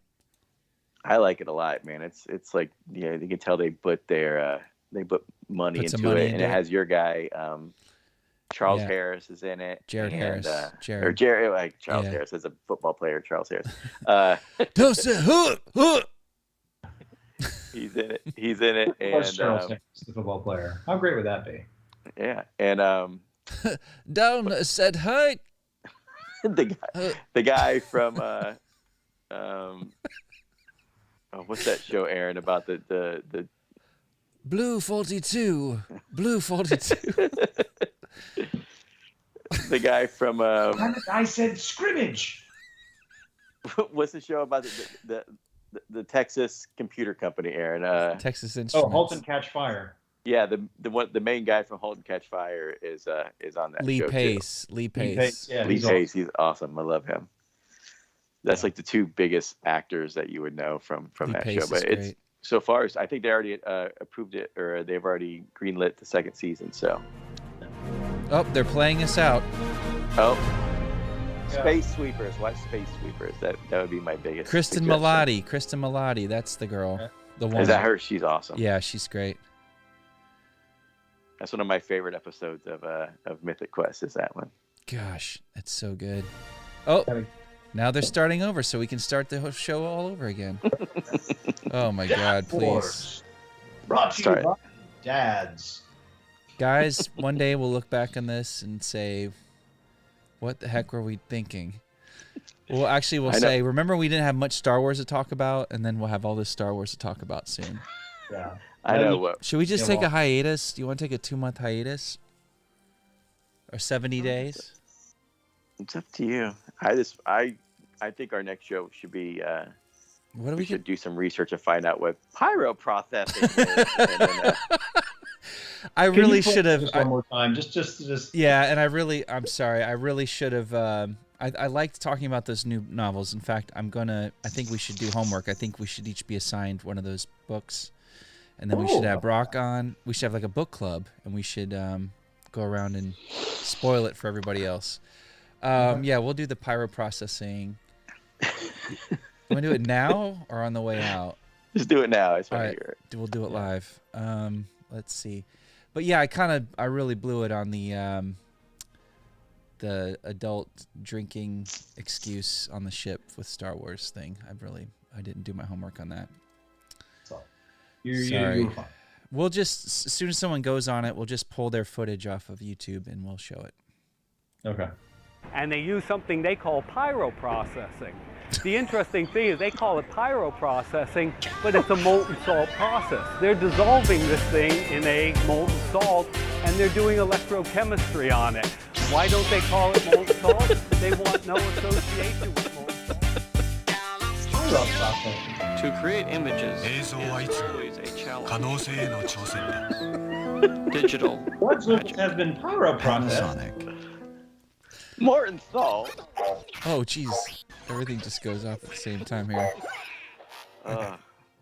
Dadworth has been pyro processed, as you can see. With all the a process called pyro processing. We should probably leverage that. That should be a T-shirt or something. Yeah, we need to do a Dad Wars pyro processing. That guy on the show. Oh yeah, I don't think he's too happy about his life's work.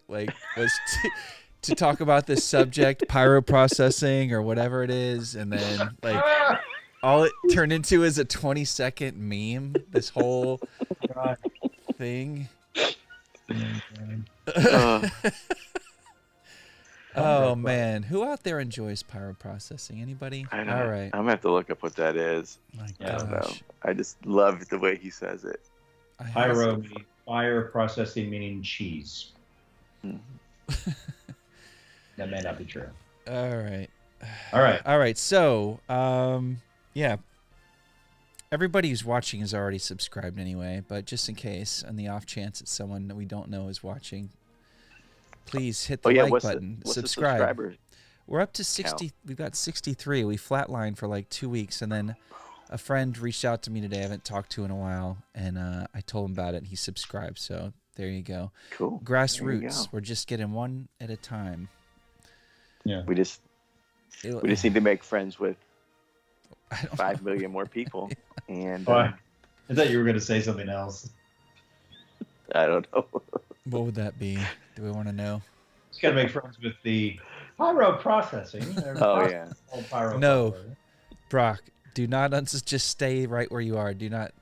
We had one person unsubscribe, and I couldn't sleep for a week. Because I was like, we've got 61, and then at the end of the show it was 60. Yeah, we actually lost it during the show. Someone was so disgusted with the show that they stopped watching and unsubscribed. Oh gosh. Like, I would love to hear from. We've got to get our guests back on the phone though, like Sergey and who's that? Uncle Rick calls in occasionally. Yeah, I'll have to hear from these guys again to mix it up a little bit. But we're gonna have so much Star Wars news to talk about in about 70 days. But I'll scrape the recesses of the internet to see what I can find for next week. In the meantime, like Eloise and I are just going broke building little Lego sets every weekend. Yeah, and that's fun. But that actually, like, we get some good hits with that. I don't know. Oh, Brock is saying it was your wife. It probably Justin. was. It was Laura that. I think I did ask her. She was like this, like. I think I did ask. Do you know who would have done that? Yeah, just over it. That voice. I'm so sick of that voice. Star Wars. In the minivan and in the basement. Like, I can get watching the movies, but you have to listen to the soundtrack at the car. Come on. Yeah. She's just sitting there going, I like Star Trek. No, but I'll when I publish when I edit the show down and publish it as a podcast, the next time I'm driving, which is like only on the weekends, I'm here in this basement every other day, but on the weekends I get to go, like, I don't know, take the trash to the recycling bin center. So that's a day out for me, but I'll put on the show just to hear the sound quality, the pacing. Am I saying between every word? And she's like, what are you doing? I'm like, I'm just listening. I'm just, like, what's wrong with you? She thinks I'm like enjoying hearing myself talk. And that's not it at all. And the girls like don't want to hear it at all in the van. Nobody wants to hear it. So hey, if it makes you feel any better, I don't want to hear it. That's great. That's great. As long as we're all on the same page, I guess. Yeah. So look at I'm playing us out here. All right. That's it. We just beat this horse to death. How long do we roll for tonight? Feels like an eternity. Yeah. So yeah, just hit that like button if you can hear my voice right now. Before we head out of here. All right. Let me show you one thing. Go. I'm gonna show you this one thing. Hold on. Gavin, Riley, Luis, Brock, Melinda, Misha. Look, this is the. Thank you for joining us. Thank you guys so much. We really appreciate it. To my wife Laura. You see that? Yeah. What is that? Is that paper? That's the fold-out book. Oh, hold on. Look at Ray does not want the show to end. He wants to stay up all night. Hold on. Let me go to Ray Cam. I got a Ray cam here. Host only Ray. I gotta rename these scenes. Hold the phone and do it. Oh, that's awesome. Oh my god. And look, when if you do it, you can see like his That's face amazing. inside there. Oh, there he is. Isn't that cool? Yeah. Look at Aaron as I try to see her. Hi, Aaron, what are you doing in my? What are you doing in the shot? Oh, I like this. Show us something. Show us something else. Okay, hold on. Aaron, how did this happen? Let me see. Let me see. Hold on. Sorry, it's hard to hold. There's that one. Oh, I see what happened. It's hard to do with one hand. Yeah, Aaron's photobombing the Ray cam. There, I got Aaron. That was cool though. Oh, Lou. Oh, sweet boy. Hi, Lou. Hold on, I'm gonna say. I wonder if Lou will like this.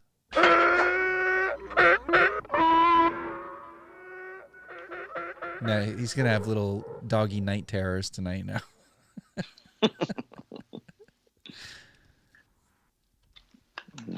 Hey, Lou. He's getting up. Lou, don't eat that. Probably hurting his sack. That's really cool. And then this one. Spoilers. Whoa. Oh my god, I can't let Colette get to that. She'll shred it. She will shred it. Sorry, it's like hard to do with one hand. Your droids. I'm doing a horrible job. And then the last one. And there's other small ones, like on each page. Yeah. They have like little ones that pop open there, but I won't pop open those. Oh, that's great. The girls are going to love it, man. Awesome. Can't wait. As soon as I get some time and a box to fit it properly so it doesn't get messed up, I'll send that to you guys. Time in a box. Where did Aaron? Aaron just bailed on us. He ran away. He went to get some milk. All right, Aaron, we're... Oh, he's back. Oh, you had to get a banana. Brock has a story about that, but next time call in, Brock. Yeah, Justin wants to get out of here. Yeah, we need to let Brock. Brock's got to call in next time. Yeah, Brock. Brock, do you want to call in now, or do you want to call in next time? Let's hear that story. I could do this all night.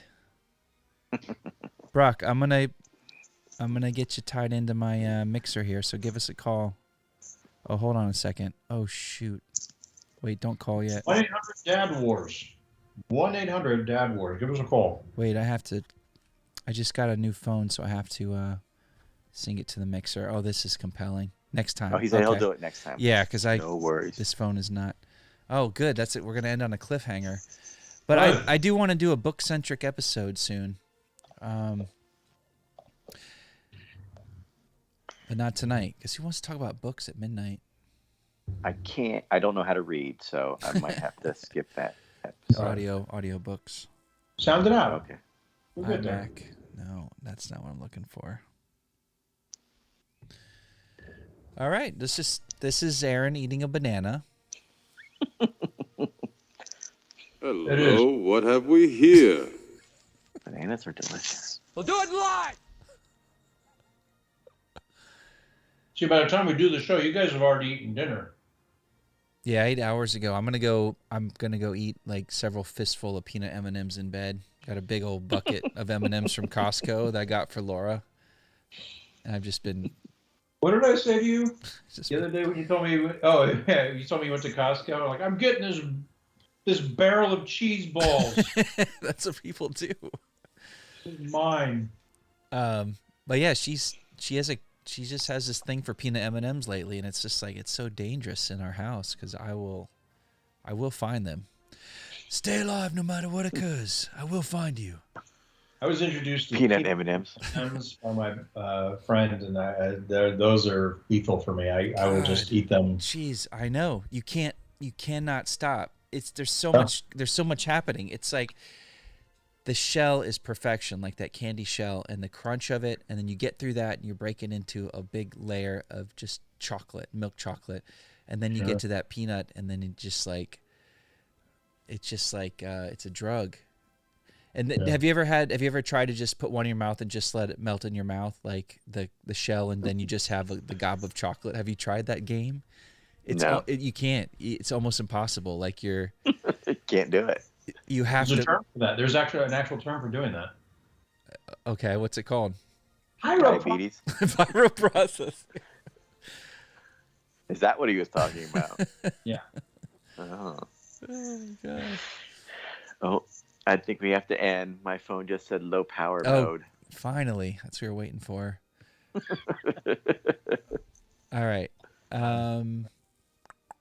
Yeah, I'm gonna go read. I've got some Star Wars books at my bedside.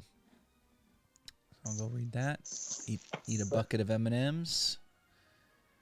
And let's see. We were supposed to leave like a half an hour ago. Well, we're doing it now. We'll do it Bye. live. We'll leave live. And also with you. Oh, we gotta always end with oh yes, our guy. Now I'm gonna have to go watch The Phantom Menace now, I think. They're pod racing on Malastare. Very fast, very dangerous. What if that was our like non sequitur closeout every time? Our signature out. Favorite. May the force be with you. And you as well. Thank you. All right, let's get out of here. Like and subscribe and all that stuff. All right, and bye. Everybody. Bye.